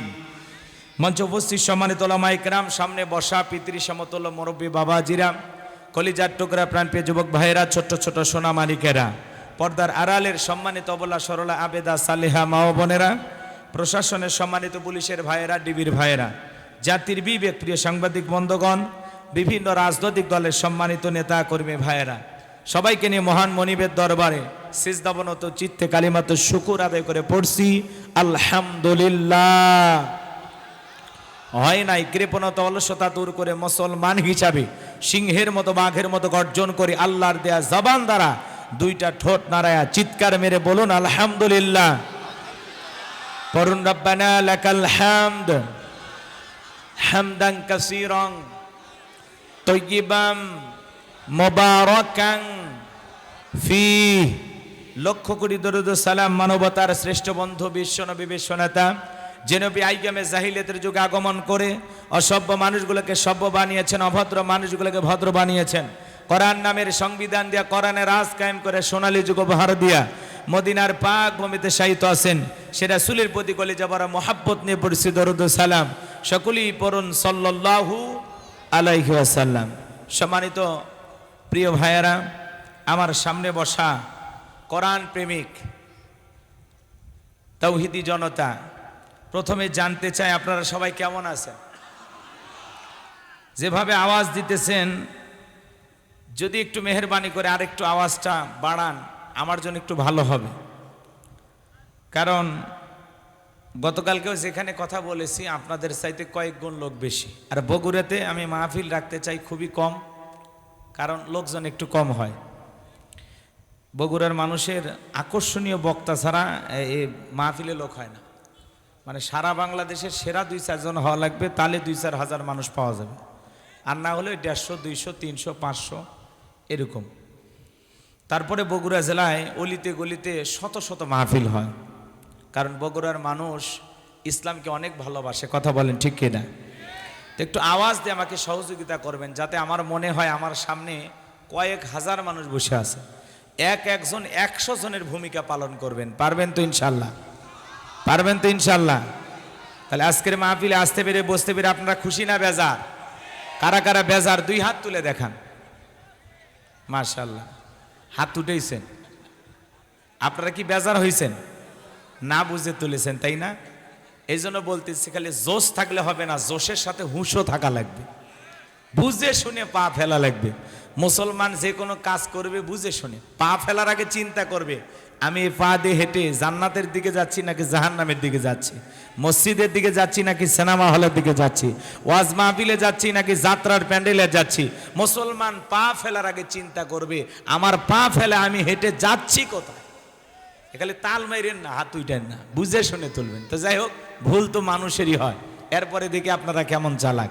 আজকের মাহফিলে আসতে পেরে বসতে পেরে কারা কারা খুশি, মুখে নিয়ে হাসি, আওয়াজ দেবে সে আল্লাহ নামের এমন একটি স্লোগান দেবেন, এলাকায় যদি কোনো ইসলাম বিরোধী উই পোকা, সার পোকা, তেলা পোকা থাকে, ওদের কলিজায় যেন কম্পন সৃষ্টি হয়, এমন আওয়াজ তুলতে রাজি আছেন যারা, 2টি হাত টান টান করে তুলে দেখান তো তারা। লিল্লাহে তাকবীর, লিল্লাহে তাকবীর। আল কোরআনের আলো, আল হাদিসের আলো, দুনিয়ার মুসলিম, সারা বিশ্বের মুসলিম, আমার নেতা তোমার নেতা, আমার নেতা তোমার নেতা। লিল্লাহে তাকবীর। আল কোরআনের আলো, আল হাদিসের আলো, দুর্নীতির আলো। হাত নামান। অনেকে ঝোঁকে তালে বলেই ফেলেছেন, দুর্নীতির আলো ঘরে ঘরে জ্বালো। বাংলাদেশে দুর্নীতি দমন কমিশন আছে না নাই? এরপরে দুর্নীতি কমেছে নাকি ডিজিটাল কায়দায় বেড়ে চলেছে। দিন যত করাচ্ছিল দুর্নীতির পাল্লা তত ভারী হচ্ছিল। কথা বলেন ঠিক কিনা? আমরা চাই আমাদের প্রিয় মাতৃ বাংলাদেশ দুর্নীতি মুক্ত, আল্লাহ কবুল করুন, চিল্লা বলুন আমিন। আমরা চাই আমাদের বাংলাদেশ মাদক মুক্ত, আল্লাহ কবুল করুন, চিল্লা বলুন আমিন। আমরা চাই আমাদের বাংলাদেশ যৌতুক মুক্ত, আল্লাহ কবুল করুন, চিল্লা বলুন আমিন। সম্মানিত ভাইরা আমার, ভূমিকা লম্বা কথা নয়, সরাসরি মূল আলোচনায় প্রবেশ করতে চাই। তারপরে 2-1টি কথা না বললে নয়। আজ থেকে কয়েক মাস আগে আমরা যখন কোরআনের মাহফিলে কথা বলার জন্য যাইতাম, যেখানে আমাদের খাবারের আয়োজন থাকতো, বসার ব্যবস্থা থাকতো, এখানে কিছু বুদ্ধিজীবীদের আগমন ঘটতো। এরা দিত আমাদেরকে প্রথম সবক, হুজুর এটা বলা যাবে না, ওইটা বলা যাবে না, এইটা বলবেন ওইটা বলবেন না। এখনকার ওই বুদ্ধিজীবীরা আছে ভাই? এরপরে যখন মাহফিলের মঞ্চে চলে আসতাম, আবারও দ্বিতীয় দফায় কিছু বুদ্ধিজীবীদের আগমন ঘটতো। এরা দিত দ্বিতীয় সবক, হুজুর এই এলাকায় মোটামুটি আমরাই সব, আমরাই ওয়াজ যা করবেন করবেন, খবরদার নেত্রীর বিরুদ্ধে যেন কোনো কথা না হয়। এখন কি আর তারা আছে ভাই? টর্চ লাইট মেরে চেহারা খুঁজে পাওয়া যাচ্ছে না। কথা বলেন ঠিক কিনা? এজন্য মনে রাখবেন, জুলুম কখনো চিরস্থায়ী হতে পারে না। জালেমদের শেষ পরিণতি হলো পরাজয়, আর মাজলুমদের শেষ পরিণতি হলো বিজয়। ইন্নাল্লাহা লা ইয়াহদিল কওমাজ জালিমিন, যারা জালেম আল্লাহ তাদেরকে পছন্দ করে না, জালেমদেরকে আল্লাহ ভালোবাসে না। আল্লাহর সাহায্য মাজলুমদের সাথে আছে, জালেমদের সাথে আল্লাহর সাহায্য নাই। কথা বলে ঠিক না? এজন্য মনে রাখবেন, জুলুম করে কেউ চিরস্থায়ী ক্ষমতার চেয়ারে টিকে থাকতে পারে? এই পৃথিবীর জমিনে যারাই জুলুম করবে, আজ হোক কাল হোক, অবশ্যই তারা পরাজয় বরণ করবে, তারাই পরাজিত হবে। আর শেষ বিজয়ের হাসি মাজলুমেরাই হাসবে ইনশাআল্লাহ। তো অনেক মাহফিলে গেলে বলে, হুজুর ওয়াজ যা করবেন করবেন, খবরদার রাজনীতির কোনো কথা বলবেন না। আচ্ছা বলেন তো বাজান, আমার বাড়ি কোন জেলা? গাইবান্ধা। আমি আসছি আপনাদের এলাকায়, যদি আমি বগুড়ায় থাকি, তো যদি রাজনীতি করা লাগে আমার নিজের এলাকায় করতে হবে। কথা বলেন ঠিক কিনা?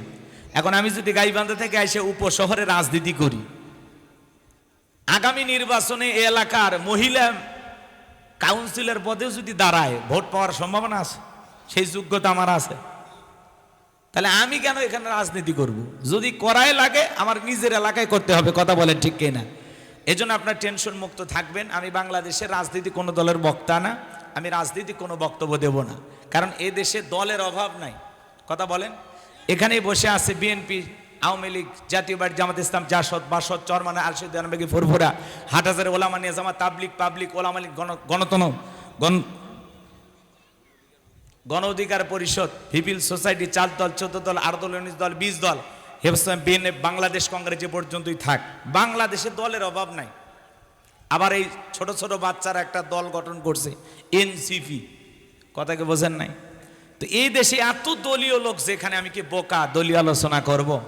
এই দিক থেকে যদি একটা দলের লোক গুতা মারে, ওই দিক থেকে আর একটা দলের লোক থানায় টেলিফোন করে, আমি হুজুর অবস্থা ভালো না খারাপ? অতএব আজকের মাহফিলে বাংলাদেশের রাজনীতি নিয়ে কোনো আলোচনা করা হবে না। বলেন, বাংলাদেশের রাজনীতি নিয়ে কোনো আলোচনা করা হবে না। তবে হ্যাঁ, আমি গোলাম রব্বানী যদি কোনো রাজনৈতিক বক্তব্য দেই, এই পৃথিবীর শ্রেষ্ঠ রাজনীতিবিদ, শ্রেষ্ঠ রাষ্ট্রনায়ক, শ্রেষ্ঠ রাষ্ট্রপতি, শ্রেষ্ঠ সেনাপতি, শ্রেষ্ঠ বৈজ্ঞানিক, শ্রেষ্ঠ দার্শনিক, শ্রেষ্ঠ বাবা, শ্রেষ্ঠ নানা, শ্রেষ্ঠ আদর্শ, শ্রেষ্ঠ মহামানব রহমাতুল লিল আলামিনের মদিনার আদর্শের রাজনীতির কথা বলবো। আমি যদি কোনো রাজনৈতিক বক্তব্য দেই, খলিফাতুল মুসলিমিন, আমিরুল মুমিনিন হযরত ওমর ফারুকের আদর্শের রাজনীতির কথা বলবো। যে ওমর ফারুক আল্লাহর জমিন, আল্লাহর দ্বীনকে প্রতিষ্ঠিত করার জন্য নিজের কলিজার টুকরা ছেলেকে পর্যন্ত ছাড় দেয় নাই। কথা বলেন ঠিক কিনা? সেই মদিনাওয়ালার আদর্শের রাজনীতির কথা শোনার পরে আপনার যেন আবার চুলকানি আরম্ভ না হয়, কারণ কোরআন হাদিসের হক কথা সবার পেটে হজম হয়। ছোট্ট বাচ্চা অসুস্থ, ডাক্তারের কাছ থেকে বাবা কিছু ঔষধ নিয়ে এসে খাইতে দিয়েছে, ছোট্ট বাচ্চা ঔষধ খায় না, সব ফেলাইয়া দেয়, কারণ ঔষধগুলো ছিল তিতা। আপনাদের এলাকার বাচ্চারা তিতা ঔষধ খায় না। পরের দিন সকালবেলা আবার চলে গেছে, ডাক্তার সাহেব গতকালকে ট্যাবলেট দিয়েছিলেন তিতা, আমি ছেলের পিতা, ছেলেরে কোন কায়দা ঔষধ খাওয়াবো, উপায় খুঁজে পাইতেছি না। তখন বলতেছে, ভাই ছেলে যেহেতু ঔষধ খাইতে চায় না, তাহলে উপায় একটা আছে। কি? বগুড়ার সবচাইতে ভিআইপি হোটেল এশিয়া, এখান থেকে মিষ্টি কেনেন, মিষ্টি কিনে ওখান থেকে বাড়িতে যায় মিষ্টিটা একটু ফাঁক করবেন, ফাঁক করে ওর ভিতরে ট্যাবলেট ঢুকিয়ে দিবেন, আবার পূর্বের মতো মিষ্টি বানায় ছেলের সামনে খাইতে দিবেন। আশা করা যায় মিষ্টিও খাওয়া হবে, ট্যাবলেটও ভিতরে চলে যাবে, আপনার সন্তানটাও সুস্থতা লাভ করবে। ডাক্তারে এমন কৌশল বাবার কাছে চমৎকার মনে হলো, বাবা তাই আমল করলেন, মিষ্টির ভিতরে ট্যাবলেট ঢুকে দিয়া ছেলের সামনে প্লেটে বা পিরিজে খাইতে দিয়েছে। বাজান তুমি মিষ্টিটা খাও, আমি তোমার জন্য 1 গ্লাস পানি নিয়ে আসি। এইবার বাবা পানি নিয়ে এসে দেখে প্লেটের মিষ্টি খাওয়া শেষ, মনে মনে কয়েকবার সুবহানাল্লাহ আলহামদুলিল্লাহ পরে জিজ্ঞাসা করে, বাজান মিষ্টি খাইছো? ছেলে উত্তর করে বলে, হ্যাঁ আব্বা মিষ্টি খাইছি ঠিকই, কিন্তু মিষ্টির ভিতরে যে বিসি ছিল ওইটা খাই নাই। আজকে সমাজের অবস্থা তাই। বলে হুজুর ওয়াজ করেন, কোনো সমস্যা নাই। আমরা যখন বলি তিবিয়ান আল্লি কুল্লি শাই, মানব জীবন পরিচালনা করার জন্য রান্নাঘর থেকে পার্লামেন্ট পর্যন্ত যত নিয়ম নীতি দরকার দিয়েছেন বিশ্ব সরকার, তখন এক শ্রেণীর মানুষের কাছে এই কোরআন হাদিসের হক কথাগুলো সহ্য হয় না। কথা বলে ঠিক কিনা? মনে রাখবেন, আপনার জন্য কেউ জায়গা তৈরি করে দেবে না, নিজের জায়গা নিজেকেই তৈরি করে নেওয়া লাগবে। কথা বলেন ঠিক কিনা? এই পৃথিবীর জমিনে নবী রাসূলের দাওয়াতি কাজ করেছেন, তাদের দাওয়াতি কাজেও কাফের বেঈমানরা বাধার পাঁচিল তৈরি করে দিয়েছিলেন। এরপরে আল্লাহর পয়গম্বররা শত বাধার পাঁচিলকে ভেঙে আল্লাহর জমিনে আল্লাহর পথে মানুষকে দাওয়াত দিয়েছেন। কথা বলেন ঠিক কিনা? আপনার আমার প্রিয় নবী কালেমার দাওয়াত দিকে কোরআনের প্রচার করতে গিয়ে মার খেয়েছেন, রক্ত জড়িয়েছেন, দান মোবারক শহীদ হয়ে গেছেন। সাহাবায়ে কেরাম দিনকে প্রতিষ্ঠিত করতে গিয়ে মার খেয়েছেন, রক্ত জড়িয়েছেন, জীবন দিয়েছেন। ও বাংলার মুসলমান, 1952 সালে এদেশের মানুষ যদি ভাষার জন্য জীবন দিতে পারেন, 1971 সালে আপনার আমার পূর্বপুরুষেরা এই দেশের স্বাধীনতার জন্য, দেশের মাটির জন্য যদি জীবন দিতে পারেন, 2024 সালে স্বৈরাচার জালেমকে বিদায় করে দেওয়ার জন্য 2000-এর বেশি মানুষ যদি জীবন দিতে পারেন, রক্ত দিতে পারেন, প্রয়োজন যদি হয় আল্লাহর এই জমিন, আল্লাহর দ্বীনকে প্রতিষ্ঠিত করার জন্য, কোরআনের সমাজ ব্যবস্থা কায়েম করার জন্য নবীদের মতো, সাহাবায়ে কেরামদের মতো বুকের তাজা রক্ত দিতে হয় আল্লাহর কোরআনের জন্য, দ্বীনের জন্য, ইসলামের জন্য। কারা কারা বুকের তাজা রক্ত দিতে রাজি? তুই হাত তুলে আল্লাহকে দেখা। লিল্লাহি তাকবীর। হাত সোজা করেন, টান টান করে হাত তোলেন। মাঝে মাঝে হাত বেঁকা দেখা যায়, দুই হাত সোজা করার শক্তি নাই, আপনি পুরুষ মানুষ।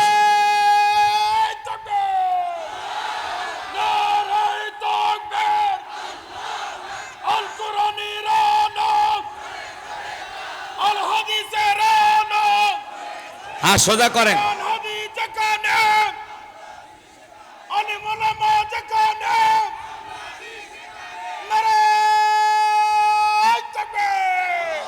হাত সোজা করে রাখেন। আমি কি হাত নামাতে বলেছি? হাত সোজা করেন। ওই যে মাঝে মাঝে হাত বেঁকা দেখা যায়, দুই হাত সোজা করার শক্তি নেই, আপনি পুরুষ মানুষ। দুধ, ডিম, ভিটামিন, ক্যালসিয়াম মাঝে মাঝে কিনে খাবেন, একেবারে দুর্বল হলে চলতে পারবেন। হাত সোজা করেন, সোজা করেন, এরকম হাত টান টান করে তুলে রাখেন। আমার আল্লাহ রাব্বুল আলামিন বলেন, ইন্নাল্লাহা আশতারা মিনাল মুমিনিনা আনফুসাহুম ওয়া আমওয়ালাহুম বিআন্না লাহুমুল জান্নাহ। সূরা তাওবার 111 নম্বর আয়াতে আল্লাহ রাব্বুল আলামিন জানিয়ে দিলেন, নিশ্চয়ই মুমিন বান্দাদের জান মাল আমি আল্লাহ ক্রয় করে নিয়েছি, বিনিময়ে দেব জান্নাত। বলুন সুবহানাল্লাহ। তাহলে বলেন তো বাজান, আপনার আমার জীবনের মালিক কে? হে বগুড়ার যুবকেরা, ভালো করে বলো তো, এই জীবনের মালিক কে? প্রেম করবার প্রেমিকাকে পার্কে নিয়ে যা ডায়লগ দিবা, এ জীবন তোমার, তুমি শুধু আমার। ওরে হাইব্রিড যুবক, এই জীবনের মালিক কে? আপনার আমার সম্পদের মালিক কে? আল্লাহর দেয়া জীবন, আল্লাহর দেয়া সম্পদ আল্লাহর পথে খরচ করতে রাজি আছেন তো মুসলমান? রাজি আছেন তো ইনশাআল্লাহ? রাজি আছেন তো ইনশাআল্লাহ? বাম হাত নামান, শুধু ডান হাত তুলে রাখেন, শুধু ডান হাত। আল্লাহ রাব্বুল আলামিন বলেন, ইল্লা আসহাবাল ইয়ামিন ফি জান্নাতিন ইয়াতাসাআলুন। ডানপন্থী যারা জান্নাতের বাগানে থাকবে তারা, ডানপন্থী যারা আল্লাহর প্রিয় তারা। বলুন আল্লাহু আকবার। কোনো কথা হবে না। কিছুক্ষণ আগেই বললেন হুজুর জীবন দিতে রাজি, রক্ত দিতে রাজি। আপাতত জীবন রক্তর দুইটার কোনোটাই দিতে হবে না। ডান হাতটা পকেটের ভিতর ঢুকে দিয়ে যে যা পারেন, যতটুকু পারেন, এই তাফসীরুল কোরআন মাহফিলের জন্য প্রাণ ভরে দান করবেন। সোজা ডান হাত পকেটে দেন, আমিও দিচ্ছি। নিজের পকেটে হাত দেবেন, অন্য কারো পকেটে হাত দিয়ে পকেট মেরে বলে মার খাবেন না। সবাই পকেটে হাত দেন, আমিও দিচ্ছি। ছেলেপেলে যারা আছেন, যাদেরকে স্বেচ্ছাসেবকের দায়িত্ব দেওয়া আছে, ব্যাগ নিয়ে, রুমাল নিয়ে, চাদর নিয়ে, যার কাছে যা আছে তাই নিয়ে মাঠে নামো, খেলা হবে, খেলা হবে। ছেলেপেলে যাচ্ছে, সবাই প্রাণ ভরে দান করেন। সবাই পকেটে হাত দেন, সবাই পকেটে হাত দেন, আমিও দিচ্ছি, দেন। সবাই পকেটে হাত দেন, যে যা পারেন, যতটুকু পারেন প্রাণ ভরে দান করেন। আল্লাহ আপনাদের দান করা তৌফিক দান করুন। জোরে বলুন আমিন। আর একটু জোরে বলুন আমিন। ছেলেপেলে কই? ছেলেপেলে কই? ছেলেপেলে গেছে বাজান, পকেটে হাত দেন। 10, 20, 50, 200, 100, 500, 2000, 5000, 10,000, 1 লাখ, 2 লাখ, যে যা পারেন আল্লাহর হস্তে পকেটে হাত দিয়ে প্রাণ ভরে টাকা দান করেন। খবরদার কেউ যেন আবার বিড়ি ম্যাচ দিন না। 2014 সালে ওয়াজ করতে গেছিলাম রংপুর তারাগঞ্জ, ওই জায়গায় কালেকশন চলতেছিল। একজন ব্যাগের ভিতর দিয়েছিল 2 প্যাকেট বিড়ি, দিয়ে লেগে দিয়েছে 1 প্যাকেট মাহফিল কমিটির আর 1 প্যাকেট বক্তার। কত বড় দুষ্ট মানুষ, চিন্তা করেন। এরকম দুষ্টমি করা যাবে না। সবাই পকেটে হাত দিয়ে আল্লাহর হস্তে টাকা বের করে দেন। মহিলা প্যান্ডেল আছে? আছে ভাই, মহিলা প্যান্ডেল আছে? টাইম কই? মহিলা প্যান্ডেল আছে? আমার মা বোন যারা বসে আছেন, মা আমি জানি বগুড়া জেলার মা বোনদের হাতে রান্না যেমন ভালো, মনটা তার সাথে বেশি ভালো। আল্লাহ আমার মা বোনদেরকে বেশি করে দান করে তৌফিক দান করুন। জোরে বলুন আমিন। যাদের মন আয়েশা, ফাতেমা, খাদিজার মতো নরম, তারা অবশ্যই দান করবে। আল্লাহ বগুড়ার মা বোনদেরকে বেশি করে দান করা তৌফিক দান করুন। যুবকেরা অক্লান্ত পরিশ্রম করে জান্নাতের বাগান সাজিয়েছেন। এলাকার গণ্যমান্য ব্যক্তিবর্গ, অতিথিবৃন্দ যারা আছেন, আমি মুসাফিরের হাতে দিতে পারেন, যে যা পারেন, যতটুকু পারেন বাজান, আমি গুনাহগারের হাতে দেন। আমি আপনাদের জন্য দিল থেকে দোয়া করে দেব। আল্লাহ পাক আপনাদের এই দানকে কবুল করেন। জোরে বলেন আমিন। আমার হাতে 500 টাকা, 1000 টাকা, 2, 4, 5, 10,000 দেওয়ার মতো কেউ নাই, তাড়াতাড়ি দেন, সময় কম, আলোচনায় চলে যাব। কি খবর? বাপ রে বাপ, দেখছেন নিশ্চিন্ত ভোর থেকে আসছে। আরে বাবা ধরবনি, ওইভাবে ধরে ধরে হবে না, ওনারা দেবে ইনশাল্লাহ, নিজ দায়িত্বে দেবে। ইনশাল্লাহ দেবে, আল্লাহ কবুল করেন, জোরে বলেন আমিন। খুব দ্রুত গতিতে দেন, খুব দ্রুত গতিতে, 500 টাকা, 1000 টাকা, 2, 4, 5, 10,000 যে যা পারেন, যতটুকু পারেন তাড়াতাড়ি দেন। এ বিশাল আয়োজন করতে গিয়ে ছেলেপেলের অনেক টাকা পয়সা খরচ হয়ে গেছে। 10 লাঠি একের বোঝা বাজান, সবাই একটু সহযোগিতার হাত বাড়াবেন। ছেলেপেলে ব্যাগ নিয়ে গেছে, যে যা পারেন সাধ্য অনুযায়ী প্রাণ ভরে দান করবেন, ভালো কাজে সহযোগিতা করবেন। আল্লাহর ঘর মসজিদের জন্য প্রাণ ভরে দান করবেন। এই তাফসিরুল কোরআন মাহফিলের জন্য আপনারা প্রাণ ভরে দান করবেন। আল্লাহ দানে আপনাদের সকলের দানগুলো কবুল করে নেন, জোরে বলেন আমিন। আসেন আসেন দরদিরা আমার, দিয়া ধন বসে মন কেড়ে নিতে কতক্ষণ, নদীর একুল ভাঙে ওকুল গড়ে, এই তো নদীর খেলা। সকালবেলা টাকাওয়ালা তুই ফকির, সন্ধ্যাবেলা দান করিলে মাল কমে না, নেকির পাল্লা হয় ভারী, গুনাহ খাতা মাফ করে দিয়া আল্লাহ জান্নাতে বানায় দিও ঘর বাড়ি, জোরে বলেন মারহাবা লা ইলাহা ইল্লাল্লাহ, জোরে লা। ভাই তাড়াতাড়ি দেন, সময় কম, আলোচনায় চলে যাব, কষ্ট দেওয়া যাবে না। মহিলা প্যান্ডেল আমার মা বোন যারা বসেছেন, মা আপনারাও প্রাণ ভরে দান করবেন। আপনাদের মাঝে চলে গেছে চাদর, বোরকার পকেট থেকে করে দেন হালকা করে একটু আদর। আল্লাহ মা বোনদের দান করা তৌফিক দান করুন, জোরে বলুন আমিন। স্বামীর পকেট মেরে অনেক শোকেস ভরাইছেন মা, আজকের মাহফিলের জন্য একটু ওখান থেকে বরাদ্দ দেন। আল্লাহ মা বোনদের দান করার তৌফিক দান করুন, জোরে বলুন আমিন। নাই ভাই নাই, 500 টাকা ভাই করেন, 1000 টাকা চাচা সিএনএ বসে আছেন, আপনারা টাকা দিচ্ছেন না, এটা যে কথা হলো। তাড়াতাড়ি দেন, বগুড়ার মানুষ তো দান করে আলহামদুলিল্লাহ। জি জি, প্রধান অতিথি প্যাকেট দিয়ে দিছে, কত?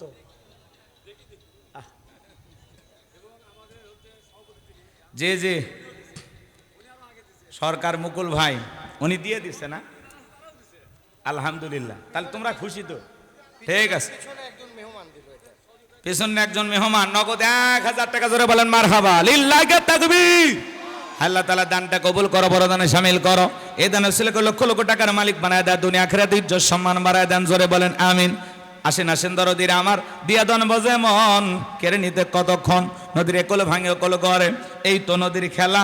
সকালবেলা টাকাওয়ালা তুই ফকির, সন্ধ্যাবেলা দান করিলে মাল কমে না, নেকির পাল্লা হয় ভারী, গুনাহ কাদা মাফ করে দিয়া আল্লাহ জান্নাতে বানাই দিও ঘর বাড়ি। আমিনো আমিনো আল্লাহ আমিনো, দানকারীর জন্য হয়ো জামিনো। আসেন আসেন, কেউ আছে? তাড়াতাড়ি দেন বাবা, না দিলে আমি আলোচনায় চলে যাব। আমাদের প্রধান অতিথি জনাব সরকার মুকুল ভাই, উনি আলহামদুলিল্লাহ একটা খামের ভিতরে কত টাকা দিয়েছে ছেলেপেলে এখনো গুনে দেখে নাই। আমরা ভাবি যেহেতু ভাই বড় মনের মানুষ, বড় কিছুই আছে ওর ভিতরে, নাকি বলে? প্রধান অতিথির দানকে আল্লাহ কবুল করেন, জোরে বলেন আমিন। জনাব সরকার মুকুল ভাই উনি যতটুকু সহযোগিতা করেছেন, ছেলেদের পাশে দাঁড়িয়েছেন। উনি নিজে ছেলেদের ফোনের মাধ্যমে আমার সাথে কথা বলেছেন যে ভাই আমাদের এলাকায় একটা প্রোগ্রাম দেন। তাই আমি বললাম ভাই এর আগে এই একই মাহফিলে আমারে 2 বার দাওয়াত দিছিল, 2 বার দাওয়াত দিয়ে টাকা ফেরত নিয়ে গেছে। এই মাহফিলে আমি রাখবো না, করছে না ভাই এইবার ঠিকঠাকভাবে হবে, টাকা আর ফেরত নেবে না, আপনি এইবার ডেটটা দেন। এই জায়গায় আমি এর আগে 2 বার আসার কথা ছিল। একবার সেই 21-22 সালের ঘটনা, জি জি, একবার করোনার কারণে হয়নি, যাই হোক করতে পারে নাই। এরপরে গত বছরে একটা ডেট নিয়ে আসলো 1 ফেব্রুয়ারি। পরে আল্লাহর যে গোলাম দাওয়াত দিয়ে আসছে, আমি কতবার যে ফোন দিছি, ফেরেস্তার মাধ্যমে শোনা লাগবে যে আসলে সংখ্যাটা কত, কথাকে বুঝতে পারছেন? এতবার ফোন দিছি ধরে নাই। পরে না পারে সেই মাহফিল বগুড়া সোনাতলায় দিছি মাত্র 8-9 দিন আগে। এরপরে ওনাদের আমি কোনো খোঁজই নিতে পারিনি। তো এই জন্য দাওয়াত নেওয়ার খুব ইচ্ছা ছিল না, কিন্তু বড় ভাই বলছে দেখেন আমি বগুড়া জেলা স্বেচ্ছাসেবক দলের একজন সভাপতি ভাই, আপনি একটু মেহরবানি করে আমার দাওয়াতটা রাখেন, আমি আসি, আপনার সাথে থাকবো, প্রোগ্রাম হবে ইনশাল্লাহ। তা আসলে সত্যি সত্যি বাস্তবায়ন হয়েছে, এই জন্য খুশি। আমার ভাইকে আমি মন থেকে মোবারকবাদ জানাই, ধন্যবাদ জানাই। আল্লাহ পাক এইভাবে ভালো কাজের পাশে থাকার তৌফিক দান করেন। আর যে তাকবীর দিছে আজ, কি কর, আপনারা খুশি হয়েছেন না? আচ্ছা বলেন তো, ভাইয়েরা যদি এইভাবে তাকবীর দেয় আমাদের কি আর সমস্যা আছে? হ্যাঁ, এই জন্য ভাই যে তাকবীর দিয়েছেন আমি অত্যন্ত খুশি হয়েছি। আল্লাহর কাছে দোয়া করি আল্লাহ তার কণ্ঠের মাধ্যমে এরকম প্রত্যেকটা মাহফিলে 2-4টা তাকবীর বের করে দেন, জোরে বলেন আমিন। আর একটু জোরে বলেন আমিন। আর কেউ আছেন ভাই? দিলে দেন, না দিলে আলোচনায় চলে যাবো। ফাহিম ভাই মহিলা প্যান্ডেলে ব্যাগগুলো পাইছেন, পুরুষ প্যান্ডেলে ব্যাগ পাই প্রতিষ্ঠান। হ্যাঁ জি জি, আপনারা অনেক জ্ঞানী মানুষ, আমি বুঝতেছি, ইশারায় কাজ হয়ে গেছে। জি জি ঠিক আছে, আলহামদুলিল্লাহ আমি খুশি। নেন ভাই, আমার সামনে যা আছে এটা নিয়ে যান। আল্লাহ আপনাদের দানগুলো কবুল করেন। যা হয়েছে আলহামদুলিল্লাহ ভাই। তাহলে আলোচনায় চলে গেলাম। আলহামদুলিল্লাহ। এরপরেও যারা দান করতে চান, কমিটির ভাইয়েরা আছে, ছেলেরা আছে, ওদের মাধ্যমে আপনারা দেবেন। আল্লাহ কবুল করেন, জোরে বলেন আমিন। আমি লম্বা আলোচনা ধরেছি, আপনাদের কাছে একটু সময় চাই, আমাকে একটু সময় দিয়ে সহযোগিতা করবেন। বেশি না, এখনকার মানুষ তো মোবাইল টিপতে টিপতে মোটামুটি 1টা 2টা বেজে ফেলে দেয়, তাই না? বেশি না, 12:30 পর্যন্ত যদি সময় দেন, না হলে 12:15 পর্যন্ত এটুকু সময় আপনারা দিতে রাজি আছেন তো ইনশাআল্লাহ? কারা কারা 12:30 পর্যন্ত থাকতে রাজি আছেন 2 হাত তুলে বলেন ইনশাআল্লাহ। আর একটু জোরে বলেন ইনশাআল্লাহ। আল্লাহ আপনাদের ওয়াদা পালন করা তৌফিক দান করুন, জোরে বলুন আমিন। ওটা বসা করবেন না, একটু আমাকে সময় দেবেন। আর যদি ধৈর্য নিয়ে বসতে পারেন আরো সময় বাড়ানো হবে ইনশাআল্লাহ। চলুন, ভূমিকা না দিয়ে ডাইরেক্ট আলোচনা। আমি কথা বলবো পবিত্র কোরআনুল কারীমের 41 নম্বর সূরা। কি নাম বলেন তো?